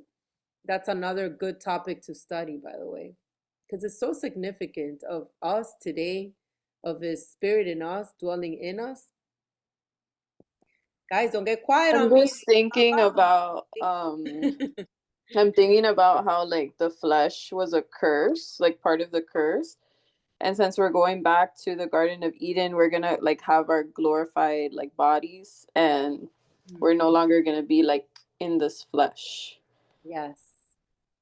No vamos a ser gorditas. No, we will not. Hermosas en el espíritu. You know what's beautiful though? But speaking of flesh, yes, we won't have this flesh. However, we'll still be of one flesh, and not the fleshly thing we have right now, because he had to change our garments, right? But we will have a type of flesh on that will be shiny or whatever it looks like, right? Because Yeah. we see that he told Adam, and the two shall become one flesh. I think about the armor of salvation. I don't know why. Yeah, that could be a foreshadow of that, you know? Yeah. We will be in a glorified state, that's for sure. A glorified state of a fleshly glorified state, not flesh. Yes. What I mean. Oh, because look, it says it here too, 1 Corinthians 6:16. Look, or do you not know that he who is joined to a harlot is one body with her? Obviously, this is talking in the fleshly realm. For the two, he says, shall become one flesh. And then it says on 17, but he who is joined to the Most High is one spirit with him. So yes, the flesh will be our spirit. Like our spirit is the flesh that we will have, type of thing. I don't know if that makes sense. Jasmine is gonna be a little ghost with an armor. Like remember the movie? I hate to say this, but like Mulan when she put on the armor. Yeah. Jasmine is gonna be a little ghost that carries one of those. No ghost. Maybe the Holy Ghost, but no ghost. Yeah, like that. You know what I meant? Like the spirit, the bright light, the spirit, the new flesh that we're gonna have. I mean, There look you go, Jasmine. That's how we're your all gonna picture. look That like. How we're all gonna look like, right? Ephesians 5. Oh, I do want to read this one. This has to do with the metaphor of the husband and the wife, right? Ephesians 5:21 through 32. Okay, let's read this whole portion. Submitting to one another in the fear of the Most High. Wives, submit to your own husbands as to the Adon. So yes, submission is key. For the husband is the head of the wife, as also Messiah is the head of the church, as he is the savior of the body. So we know again that the husband is Messiah and the wife is the church. It's the same metaphor. It's like the same exact metaphor. Therefore, just as the church is subject to Messiah, so let the wives be to their own husbands in everything. Husbands, but here's the key though, and this is what people will love to quote this. They will love to quote this, right? And they keep it at that. Here's the order, women submit, dang it, right? And the submission, and then machismo comes out. But what does it say? Because it's saying the husband is like Messiah. It says, husbands, love your wives, just as Messiah also loved the church and gave himself for her. And this is the key of all of it. Yep, And it all goes because back to the Garden of Eden, equal or parallel helpmate, right? You were gonna say, Jess? I was gonna say, like, you know, some men are like, oh, submit, submit, submit, but it's like, what are we submitting ourselves to? Because you're also supposed to love us Yes. the way the Messiah loved the church. And gave himself for her, literally to death. so they use this obviously for the wrong submission. They Yeah. want you to be a slave for them, not. It's like, shut up, don't speak. I think of like the Middle Eastern culture, you know, like that women are muzzled up, basically, right? I don't know. And that's Yeah, not at all. but then again, it's not a submission of of holiness. It's a submission of, like you said, machismo. Like, It's lust of the correct. flesh. It's flesh. It's a fleshy submission, not a spiritual submission. Like, you're gonna pray, we're gonna pray together. Equal helpmate, remember that. Huh? A comparable helpmate. Remember that. Keep that in mind from Genesis, that he made Eve as a comparable helpmate to Adam. Correct. I mean, it's great if the man prays for us, but how much powerful would it be if we both pray? I mean, absolutely. Absolutely. And look what it keeps saying, that he might sanctify and cleanse her with the washing of water by the word. So the idea of the man being the head, just as Messiah is at the head of the church, is for the sanctification through his word. So in other words, Adam was given a task to sanctify and cleanse Eve through his word. And that's why I always say that she was deceived, because he did not hold this correctly, this task with her correctly. And look what it says, that he might present her to himself as, that he might present her to himself a glorious church. It's a metaphor, guys.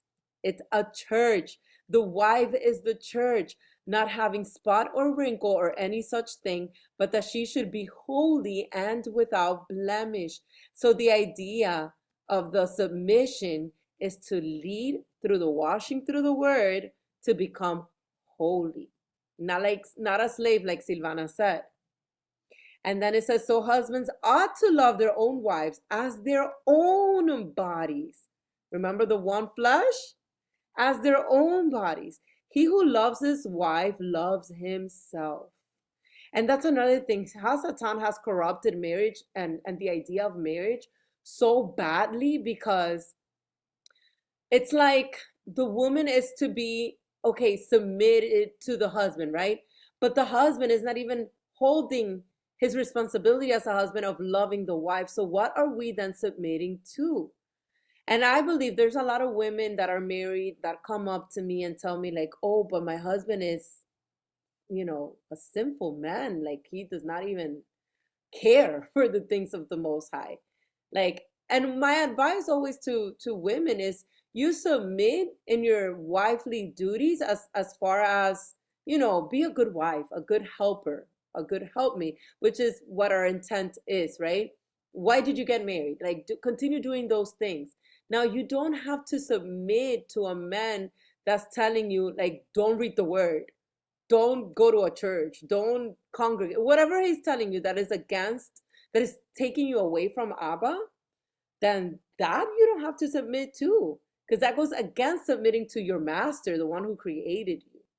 So I always say that, and be careful that you're not, not following his commandments because I'm submitting to my husband. My husband doesn't want me to do these things. Obviously, you pray that Abba gives you guidance, and in that, we pray that our husbands are saved and transformed, right?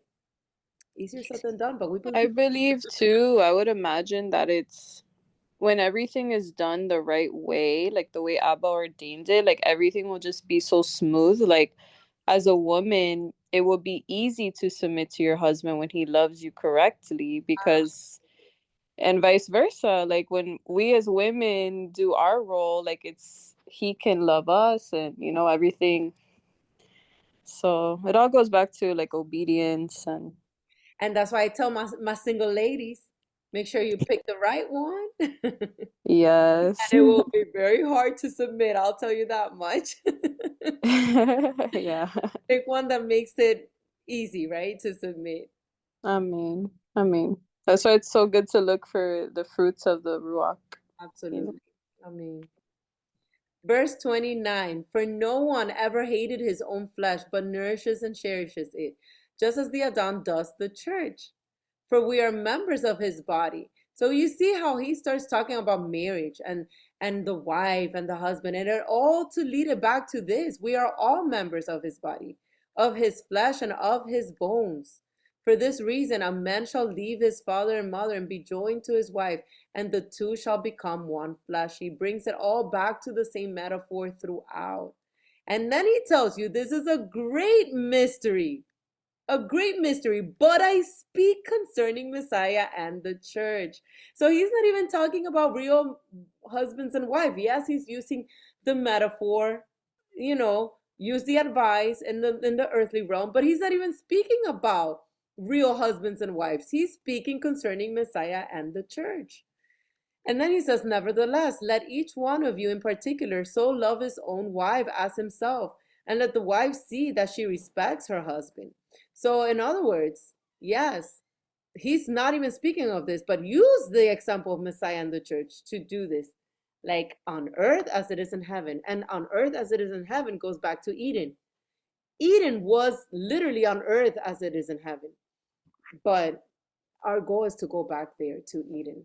Anything you guys want to join up to this point? We're about to summarize this because I'm not, gonna read. We see through Colossians, through First Timothy, Hebrews 1, First Peter, Second Peter, Jude, everything that befell upon as a result of the sin that took place in the beginning, in Genesis 1 through 6. Again, we see, I'm not going to read. I hope you guys read this. I don't know if you guys want to add anything to, but this part has to do with Messiah being, what's it called, elevated higher than all the angels. We know that he is also an angel. And we know that we also see the great men and women of faith in history and what they did. And comparing this part here, comparing to what took place with Cain and Abel. And this is what I wanted to link it with Genesis 4. We see in Genesis 4, I'm actually still in 3 here. Genesis 4, you guys know the story. Cain murdered. No, I didn't say 3. We spoke about 3. 3 was the fall of man. Hello? You forgot? Yeah. We spoke. No, we did. We did. I just have some notes. Oh, okay. So speak about 3. Go ahead. That's why I kept saying, you guys have anything else? And nobody said nothing. Sorry. Go. Let's go to verse 15. Let me see. 15? Mm-hmm. Okay. Okay, so here I tied this back to John 8:44, where he says that you should bruise your head and like from your seed. And so I tied it back to how do we know, right? Who was who, right? And then him putting a mark on Cain's head. So here he's telling the serpent pretty much that he's bruising him, right? Kind of like as of a mark. It's how I relate it. And then I have John 8:44 that I went and read. Go ahead. What does it say? Ray, I have to go get it. Give me 1 second. This is reminding me of like how all throughout scripture we either have like the mark that we have. I was thinking of that too. This actually also reminds me of how Jacob and Esau, like Jacob was holding Esau's heel. Oh yes, in the when they came out. Yeah. Like it makes me think, where it says, and between, like, I will put enmity between you and the woman, and between your seed and her seed. Oh yes. He shall bruise your head, and you shall bruise his heel. And I believe maybe because they were twins in one womb, maybe Esau, being from having corrupt seed in him, right, was trying to crush. Maybe Satan's plan was to crush through Jacob's head. Yeah, that's a really good connection. Because he comes out literally grabbing onto the heel of Esau. Yes. Well, I don't know. I just thought about that because I'm like, huh. So here's what I have. Okay, read John 8:44. You are your father. You are of your father, the devil, and the desire of your father you want to do. He was a murderer from the beginning and does not stand in the truth because there is no truth in him. When he speaks a lie, he speaks from his own resources, for he is a liar and the father of it. And so, how people will question, the two seeds, and we've talked about this obviously because we've read this more in depth. Yes. But for people who want to understand the good seed and the bad seed, and Abel being of the good seed, when obviously Eve knew um, Adam, and then when Eve knew, the serpent, there's two seeds, one that's good and one that's bad, and then the mark of his head. And how literally Cain later on has a mark when he killed Abel. That is a really cool connection there, Sid. I told you I did homework. I studied. That's awesome. I'm so excited. You see, this is the whole point of this. I love it. Like, I better be ready. She said to be ready. See, Accountability. I said it. I'm done teaching. Y'all teaching yourselves now. That's awesome. Well, through his ruach, right? I love it. I love it. That's an amazing connection. It's funny you mentioned that because I have a friend who just had a baby and her husband was saying like, "Oh, when she was pushing the baby out, this came to mind. Like, why was the woman cursed with childbirth pain? Because I guess he was looking at his wife miserable, and in that moment, he was just questioning, like, why would he do like out of all things, why that? And I was like, that's a very good question. You sure you want to know the answer to? So I didn't give him the answer, but I basically let him to read it and see, like, look what followed right after she ate the fruit. You know, the curse that she's given immediately after partaking in the fruit of the tree, which is the serpent. Um, it says, to the woman, he said, I will greatly multiply your sorrow and your conception. Immediately assuming she's having a child, right?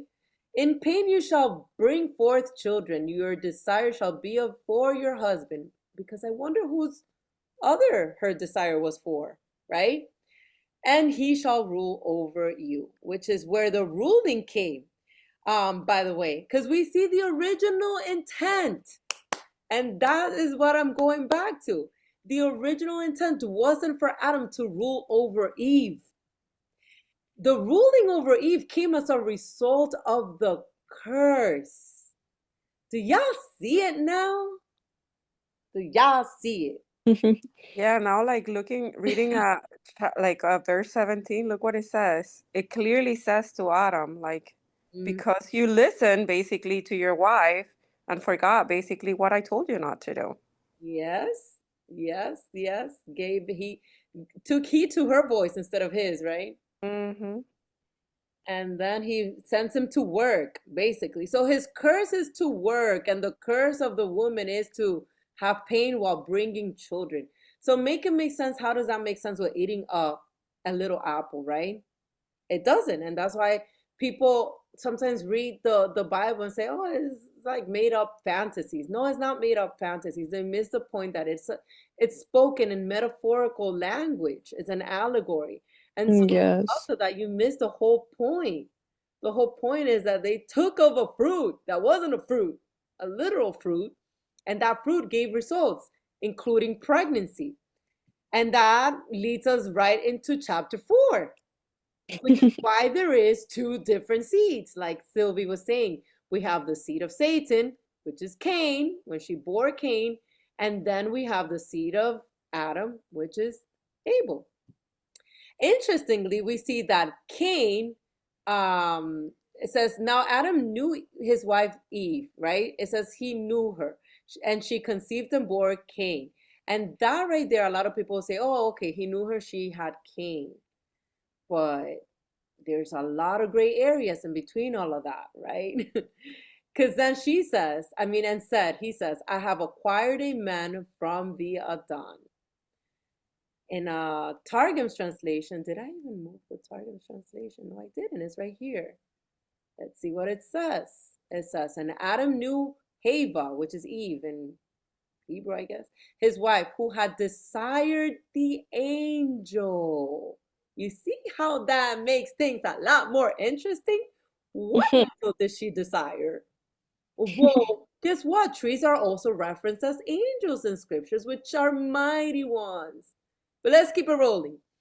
And she conceived and bare Cain. And she said, I have acquired a man, the angel, booyah, of the Adon. So in other words, Cain was an angel, or like I like to call him, half angel, right? Because he wasn't fully from Adam. And then we see, let's go back to see how the regular reads. And then she bore again, this time his brother Abel. Now Abel was a keeper of sheep, but Cain was a tiller of the ground. But interestingly, Abel, who was of the seed of Adam, was a keeper of the sheep. And there is a connection there. If you guys did the Passover study with me, it was a beautiful connection here with how Abel is literally, let me see how the Targums renders that one actually. Yes, and Abel was a shepherd of the flock. Yep, which is reads a little bit better there. But look, interestingly, and that this is the part that I spoke in the Passover study. I'm going to read it here because this is not in the canon. Verse 3, look what it says. And it was at the end of days on the 14th of Nisan that Cain brought of the produce of the earth, the seed of cotton or line, and oblation of first things before the Adon. And Abel brought of the firstlings of the flock. I'm going to keep it there. What is the 14th day of Nisan? If you ladies can please tell me. Let's see if you guys. Passover. Passover. So you see just what I was telling you about the feasts were from the beginning? Yes. There's a reason why they brought oblation on the 14th day of Nisan, which is Passover. They were trying to go atone and go back into the land, and they knew the appointed times. So the appointed times were from the beginning. Not only that, we see that the reason, let me take it back to the regular Masoretic. We see that the reason why the Most High did not like the offering that Cain brought is because he brought the fruit, right? Yeah, And like of the Abel, vegetation. yeah, the vegetation, but Abel brought from the sheep. It says that Abel brought, where does it say it? Abel also Yeah, brought didn't he the bring like firstborn of his flock, which is, we know of his flock, we know it was a sheep because he was a keeper of sheep or shepherd of Yes. the flock, right? So Abel brought a lamb on the He brought 14th. the right offering. Yes, but he brought a lamb on the 14th day of Nisan, which is Yes. Passover. Passover. Ah! Do y'all see Yeah. it now? So this is key right here because that's why the Most High did not like the offering from Cain. He's like, what are you doing? Obviously, Cain probably knew better. He just got stingy. And so he respected, says the Most High, respected Abel and his offering, but he did not respect Cain and his offering. And Cain was very angry and his countenance fell.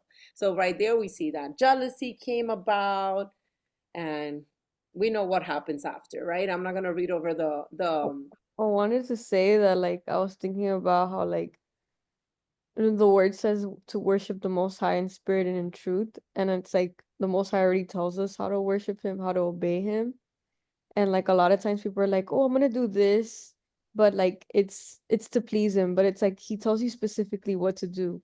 Why are you gonna, like, Cain literally brought him what he didn't want.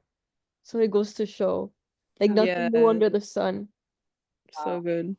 I was thinking too, because there's like this psalm where David says, like, I'm pretty sure it's in Psalms, I could be wrong, but I know there's a verse where David says, like, I don't want to bring anything to the Most High if it doesn't cost me anything. And like, if you think about it, Abel brought him the first of his flock, which obviously that's like, that costs you something, but then Cain brought him an offering that was not, like you said, Liz, maybe it was out of greed. Maybe it was like, who knows? But it wasn't the right thing. But he was what was I gonna say? I believe Abel was obedient. yes. I was gonna say Yeah. I think cable, my goodness, I mixed Cable. names. Cable. I meant Cain. I think Cain knew that the 14th day of Nisan was for him to bring a lamb, not And you know what I'm thinking about? How like no coincidence that like later on we see Abraham with Isaac, and I was just thinking about him, that sacrifice, and then foreshadowing to Messiah. Like it's just crazy because every. Abba knows who's gonna be obedient, and Abba knows who's not gonna be obedient. You know what would be really cool if we find out like it happened on the 14th day of Nisan. We Oh should. my goodness, right? That That would would be be really like, cool. it wouldn't surprise me, to be honest, because he found a ram caught in his by its thicket, by the ram's horn in the thicket, and he was able to give that offering of the lamb. We'll get Yeah, not to there. mention what it symbolized, like how Abba was gonna give his son. So, son, which So is it's what Yeah. like, Passover is all It's a about. foreshadow. Complete foreshadow. I love it. I love it. but was Sylvie saying that she was connecting that John verse because of how Cain ended up murdering his brother, right? And Yeah. how like he's the seed of the serpent. Mm-hmm. Yes, That's a really good connection. that is amazing. Oh, here is some verse. Let me move this out of the way. Yeah, so when people are like, no, he It's was 14, not the right? seed of that, or no, because like I was talking to like somebody I talked to at work about these things, and she's like, no, I don't think that's right. I'm like, no, it's right in your eyes. You don't want to see it here. Mm. But I mean, she's pretty open mind. It's just she's like, do you think? I'm like, she doesn't want to believe that it was not an apple. Like she didn't eat an apple. Like Like, but why not? The apple idea seems fitting in my head. not an I Right? apple. don't know. I feel like I always say like that sin, it's like it just makes so much sense. Like for me personally, like back then being in the world, like I could really like understand how like that nakedness, how they felt. So it's like I don't know how could you really think it's an apple? No, and it's so crazy that you see how everything within scriptures goes back to that sin, that original sin. It literally all goes Mm-hmm. back to that. Everything that we in this life right now that we're dealing with, even the sin of the flesh, it all leads back to that. Like what Satan uses against the whole entire world is literally sex. It literally is, Yes. Literally that. literally. So how can it not be that? You get And me? if you think about it, if you fornicate, like literally from that point, your downfall is so bad because it's like you change so much. Yeah. Yeah, it's literally like I feel like that sin is almost like it's like the root of everything, like the center of everything. And then Remember, there's you're no becoming one coincidence. flesh with that. Whatever you know, and that's literally what happened to Eve. She became one flesh. And there's no coincidence that it's like the sin that you commit against your own body. Like, how come it was that sin that you commit against your body? That one specifically. Yeah, right? Yeah. I'm telling you, the connections are there. People just don't want to see it. But yeah, I was pointing here, verse 15 is the Bible verse that Sylvie was making reference to, the mark set on Cain. That was a really cool connection there. Um, and I did want to just briefly talk about the descendants of Cain, because Cain later conceives and bears Enoch. And by the way, this is not, just want to make sure, this is not the same Enoch that comes from the line of Seth later. The one that writes the first Enoch. I believe maybe this Enoch is the one that we find books there, second and third Enoch. I don't know because those are, I don't believe it's scripture, but first Enoch for sure is not this dude over here. Okay, I just wanted to point that out in case you guys get confused. So yeah, and let me see what else I wanted to say here. We do see this dude over here being mentioned in the um later on in the what's it called? The flood. So yeah, he's a descendant, direct descendant from Cain. So that's gonna come up later. So I just wanted to highlight that now. And this is the part that then, okay, so verse 25, it says, and Adam knew his wife again, and she bore a son and named him Seth. So now we see this is the second son that they have that is not the seed of the serpent, right? That is the seed of Adam, or obviously from the Most High. And it says, for Haya has appointed another seed. And this to me is so clear now. Another seed for me instead of Abel. In other words, this is a seed of Adam because Cain was not his seed. So he Yes. see it? He's So so good. he named him Seth, for the Most High has appointed another seed for me instead of Abel. And if we even read it in the Targums, I'm pretty sure it adds understanding to that. Let me just go out of curiosity. Verse It's so crazy. It's 40 so clear. it's very clear. Like it's like, whoa. Like Abel was his seed. Cain was not his seed. Exactly. Verse 25, let's see the Targums how it renders. It says, and Adam knew his wife again at the end of 130 years after Abel had been slain, and she bare a son, and called his name Seth. For she said, the Adon has given me another son instead of Abel, whom Cain slew. Okay, so it's pretty much does the same thing, but the idea is that it was another seed of Adam, not of the other person. Let's see what chapter 5 was. Okay, this is the genealogy. All right. So I'm here thinking, wait. Go ahead. You know how Abel got slain? Like, let's just think that maybe he was the firstborn. Kind of like the sacrifice. No? Am I overthinking this? I might be. It actually connects because he was a keeper of the sheep. Mm-hmm. And there's a connection with Abel with the sheep. Ooh. Sylvia, You know? And then, and Cain being the seed of Satan, taken down. Ooh, Sylvia, you're onto something here.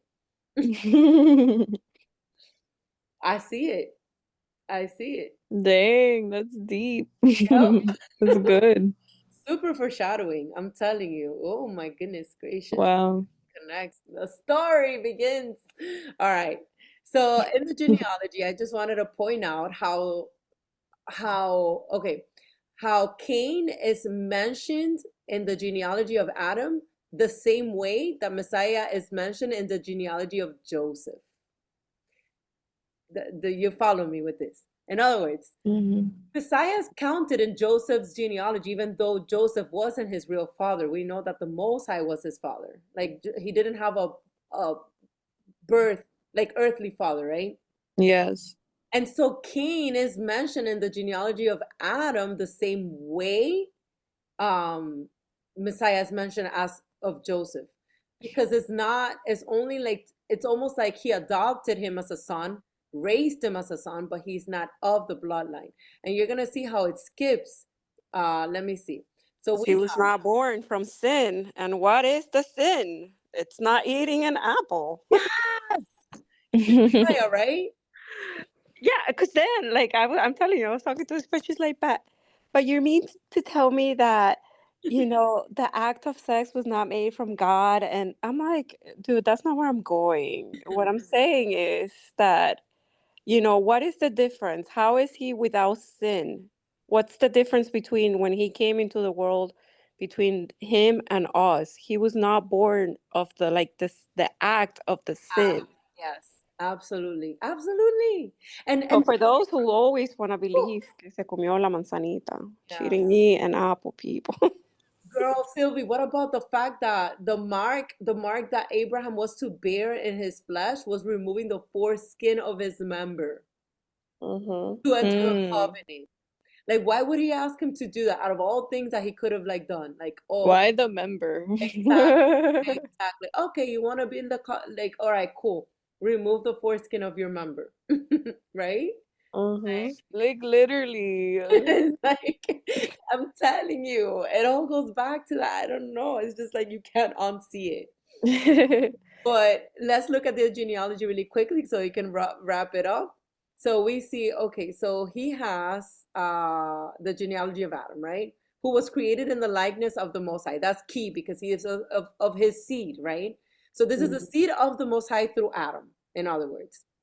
And so we have, he created the male and female, okay, etc., etc. Then he has, look how it goes straight into Seth. Where's Cain? Please tell me where's Cain. Look for it. Begot his son in his own likeness after his image and named him Seth. Exactly. Where's Cain? Yeah, like it just skips right over to It Seth. skips right over it. You see what I mean? He had Abel, but Abel clearly is not counted because he died before he could have any sons, right? So Yeah. it says Adam lived 130 years. He begot a son in his own likeness. After his image, his name is Seth. We need to bring Jerry That's Springer really back in key. it, yeah. The key part is that it says in his own likeness. That's the key there. That's the key. What did you say, Sylvie? I'm like, we need to bring Jerry Springer so he could tell these people. You are not the yours. father. This is 99.99% when it comes to Cain. Adam, you are not the father. You are not the father. Cain's like, what? And then you see Satan running in the back, like with a little apple in his hand. Oh my god. I wonder if that's the whole idea of Adam's apple came about. Oh my gosh. I think I used to think that. Oh my goodness. All right, let's continue. So we see that Seth then begot, well, he had more children after Seth, obviously. He said he had more sons and daughters. But interestingly, Cain is never named. So he has, Adam lived 130 years and he died. All right, so he begot, Seth begot Enosh. Enosh had sons and daughters, and we have that Enosh begot Canaan. Then Canaan, see, Canaan begot Mahalalel. Then Mahalalel had Jared. Okay, let's count them. Hold on, because I haven't counted. I should have done a slide for this. So we have Seth. We have Seth is 1. Then we have Enosh is 2. Then we have Canaan is 3. 9 to Noah. Mahalalel is 4. Jared is 5. Enoch is 6. Enoch is 6. Then Methuselah. Enoch is taken away. Does it say it here? Let me see. Yeah, Enoch is taken away at 365 years. Okay. And then we have, yes, but Methuselah. Enoch did have Methuselah. So Methuselah is 7. Methuselah, Lamech. Lamech is 7. But let's just read this because this part is good to read it always. And Enoch walked with God, and he was not, for God took him. The end. And nobody questions that. Sorry. I always love to highlight that because it's like, oh, wow, you have, out of all this genealogy, you have one dude that says that he walks with the Most High. And then he wasn't anymore because the Most High himself took him. But that's it. Keep him rolling. Nothing to see here, right? Nothing important. He's later mentioned as the man of faith in Hebrews 11. But nobody bats an eye. Who is this dude? He didn't write a book or nothing? Right? All right, let's keep it rolling. Interesting little detail there. So we have Lamech number 7, right? Mm-hmm. What we said, Lamech is 7. And then we have Lamech has Noah. Noah, here he is. So Noah is number 8. So that number is very important to keep in mind.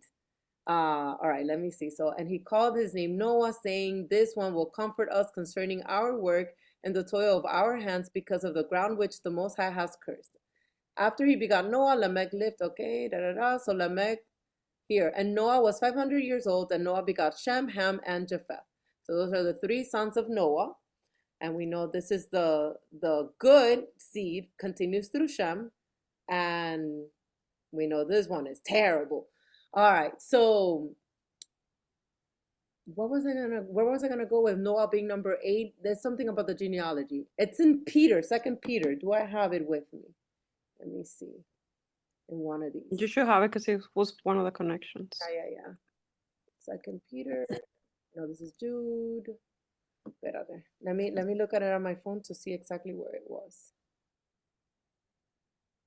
It's either First Peter or Second Peter 2. No, Second Peter 2, 3. You have 1 Peter 3, Let me see. 15 to 22, and then 2 Peter 2 to 4, and 2 Peter 3.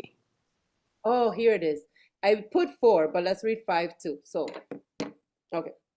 For if the Most High did not spare the angels who sinned, this is the fallen angel, including Satan, right?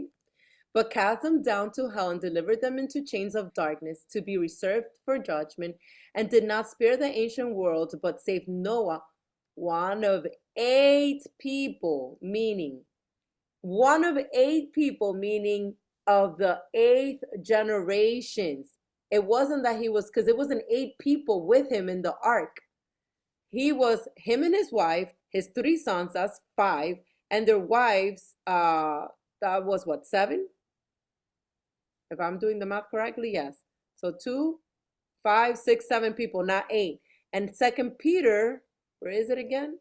Second Peter is saying that he was one of 8 people. So it's going back to Genesis 5. He was the 8th generation, a preacher of righteousness, bringing in the flood of the world of ungodly. So a preacher of righteousness, this is a Melchizedek. And this is key right here because he comes from the Melchizedek order. The Melchizedek order was from the beginning. And this is the same Melchizedek order that Messiah operates under now. The Melchizedek order is this order over here. We got Seth, we got Enosh, we got Canaan, Mahalalel, we got Jared, we got Enoch, Methuselah, Lamech, and Noah. And then from Noah goes on to Shem. Those are the Melchizedek priests. And by the way, Shem was alive in the times of Abraham. Shem in the book of Joshua tells us that Shem was the Melchizedek that Abraham gave the offerings to. But we'll talk more about that later when we hit those portions in Genesis. Just getting ahead of myself here. But I just wanted to point that out because, yes, it's here clearly that he was a Melchizedek, Noah, one of 8, the 8th generation of his generations. And obviously Cain there nowhere to be found because he wasn't of it. He's of the seed of the serpent. So that's what I wanted to point out here. And then lastly, we have chapter 6, which clearly we see, and with this we wrap up. We were supposed to read unto 8 only. So next week is the portion of Noah. We're going to go deep into the Noah topic. But let's just read this one to conclude it because this is key. It's preceding the Noah portion. Okay, so now it came to pass when men began to multiply on the face of the earth and daughters were born to them, that the sons of the Most High, meaning the angels, right? The angels, the mighty ones, the Elohims, saw the daughters of men that they were beautiful, and they took wives for themselves of all whom they chose. Interestingly, people see this, and they believe this was so. They believe in the Nephilim, that they were created by the mating of angels with women, but then they don't believe that Cain was also one of them. Like, they don't believe that Satan did the exact same thing as the rest of the sons of God. What makes him different, right? He went to Eve for a reason, right? Verse 6, and the Most High said, my spirit shall not strive with men forever. In other words, it has been striving with men. Interesting, it quotes the Targums here. It shall not strive with men forever, for he is indeed flesh, yet his days shall be 120 years. And by the way, this does not mean literal 120 years, because we know that all those men up to that point had lived like up to 900 and something years, 800 and something years, 700 and something years. What it means of 120 years, I believe, is 120 jubilees of years, which we'll break that down eventually. So now we go into the Nephilim, which are the giants. There were giants on the earth in those days, and also afterward. When the sons of God came into the daughters of men, they bore children to them. So those were the mighty men who were of old, men of renown. So those Nephilims, which are these giants, we find them later in Canaan. And we find them later when Joshua obviously conquers the land. And we also find them in the times of David when he fights Goliath. Those were like little remnants of these giants that were still on the earth. So verse 5, then the Adon saw that the wickedness of men was great in the earth, and that every intent of the thought of his heart was only evil continually. Ouch. And the Most High was sorry that he had made man on the earth, and he was grieved in his heart. That part always gets me. So the Most High said, I will destroy men whom I have created from the face of the earth, both man and beast, creeping thing and birds of the air. For I am sorry that I have made them. But Noah found grace in the eyes of the Most High. Grace is not a thing of the New Testament. Clearly, as we see here, grace was always from the beginning. He could have exterminated Adam and Eve, and he didn't. He cut them off of Eden, but he's still yet given them another opportunity. And as we see, they are atoning to him, we see that through Abel and Cain. We see that we're going to go into the details of the flood next week, but we see clearly that he exterminates both man and beast and creeping things and birds of the air. But there's no mention of the marine kingdom because we know those remain underwater. So we're going to bring a little bit of Enoch component next week. Hopefully we have time to cover it all. I do want to say, connecting with that last portion, we have chapter 2 Peter 2, chapter 3, the entire chapter, specifically the day of the Adon. We know that he's coming back for judgment because he's going to remove all ungodliness, which is what he intended to do with the flood. We also see in the entire book of Jude, Jessica did a wonderful study with this, but we know that all of this came about. As a matter of fact, Jude quotes from Enoch verbatim. Where is it? Here on Jude 1, verse 14. Now Enoch, the seventh from Adam. By the way, you see that the seventh from Adam, how Noah wants the eighth. So Enoch, the seventh from Adam, prophesied about these men also, saying, behold, the Adon comes with 10,000 of his saints to execute judgment on all, to convict all who are ungodly among them all of all their ungodly deeds which they have committed in an ungodly way. And I believe this all goes back to that original sin, by the way. And of all the harsh things which ungodly sinners have spoken against him. So if you haven't done so already, I suggest you read all these portions before next week, because that adds a lot of understanding. We have connecting also Revelations 20, and also Revelations 21, the entire chapter. So to leave tonight's study on a positive note, let me see, because we have actually Revelations 20 is 1 through 3 only. So let's read these 3 verses. So then I saw an angel coming down from heaven, having the key to the bottomless pit and a great chain in his hand. He laid hold of the dragon, the serpent of old, who is the devil and Satan, and bound him for 1,000 years. And he cast him into the bottomless pit and shut him up and set a seal on him, so that he should deceive the nations no more till the 1,000 years were finished. But after these things, he must be released for a little while. So notice how it says that he will be sealed and bound so that he deceives the nations no more. Interestingly, it's the same exact thing from Eden that he did with Eve. He deceived her. So that has always been the goal of Satan, is to deceive the nations, to deceive his people. We see in chapter 21 that he makes all things new. And again, I had said it at the beginning, but I'll say it again. This is the idea of Eden again. The New Jerusalem is basically bringing back Eden here on earth. Remember, on earth as it is in heaven.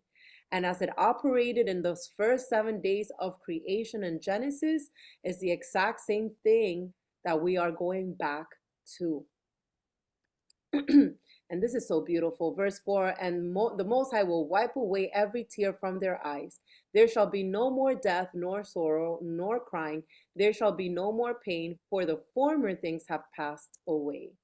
And we know that there's pain, not only physical, but there's also emotional pain being in this life. um, and interestingly, Sylvie, you were talking about the four rivers. I know they are very, represent something maybe physical in the Garden of Eden, but I also like to think of this where he says, and he said to me, it is done. I am, in Greek, the Alpha and the Omega. In Hebrew, that is the Aleph and the Tav, the beginning and the end.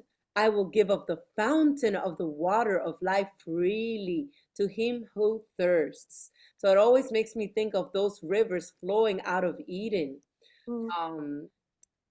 Right? I don't know. I just think of that. The rivers that flow out of eastward from Eden, right? He says, he who overcomes shall inherit all things, and I will be his Elohim, and he shall be my son, which is what it was in Eden. And then, let me see. I don't want to read all of it because you guys probably already read it, but I once heard this really cool connection about the four rivers, how like our heart has like four chambers. And yeah. that is, it's crazy. A lot of our body, like if not all of it, it's is represented in Eden, and not only Eden, and also in the tabernacle. Yes. And like the table of showbread, all of those things, like within the tabernacle, like our organs represent that. It's so cool. It's so deep. The word is Yes, I remember like the rib cage, right? And the yes, and the protecting the heart. yes, oh my God. I love it. I love it. So, okay, and he carried me away in the spirit to a great and high mountain, which I believe was that high mountain, that worship mountain where Adam was created, and showed me the great city, the holy Jerusalem, descending out of heaven from the Most High, having the glory of the Most High. Her light, again, her light was like a most precious stone, like a jasper stone, clear as crystal.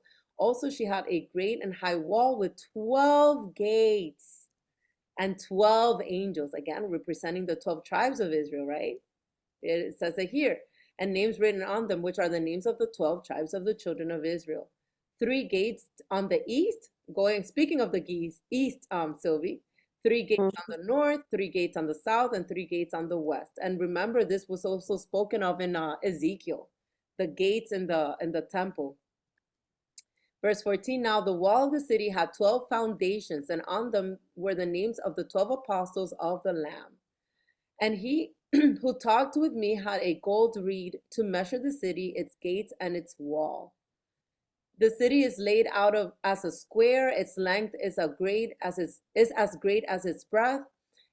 And he measured the city with the reed. 12,000 furlongs its length, breadth, and height are equal.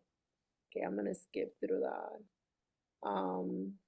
Also, maybe thinking of it, maybe the rivers were kind of like the walls that protected, like what created a barrier Could not to get there. it also represents to me like those living waters. Yeah. I don't know. There's so much that Abba still needs to reveal within time. I'm pretty sure he'll show us and guide us.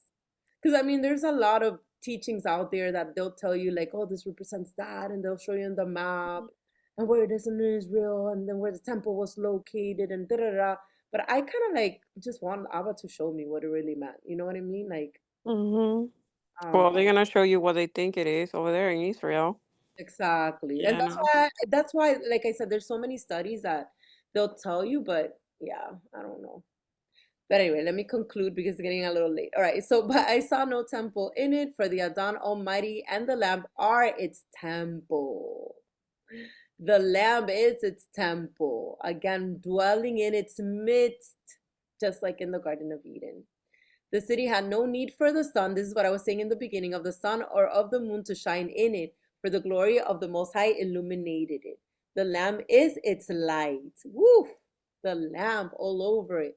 And the nations of those who are saved shall walk in its light, and the kings of the earth bring their glory and honor into it. Its gates shall not be shut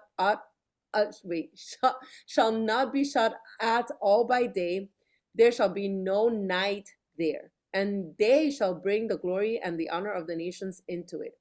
But there shall by no means enter it anything that defiles or causes an abomination or a lie, but only those who are written in the Lamb's book of life. How beautiful. We also had chapter 22, speaking of the river of life. It says, and he showed me a pure river of water of life, clear as crystal, proceeding from the throne of the Most High and the Lamb. In the middle of its streets and on either side of the river was the tree of life, going right back into Eden, which bore 12 fruits, each tree yielding its fruit every month. 12 fruits. The leaves of the tree were for the healing of the nations. Woof. Oh my gosh, my lights are being turned off.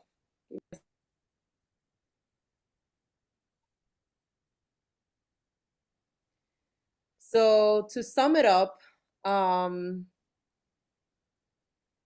everything, like I said, from the beginning, it's revealed in the first week of creation. I mean, everything from the end is revealed in the first week of creation.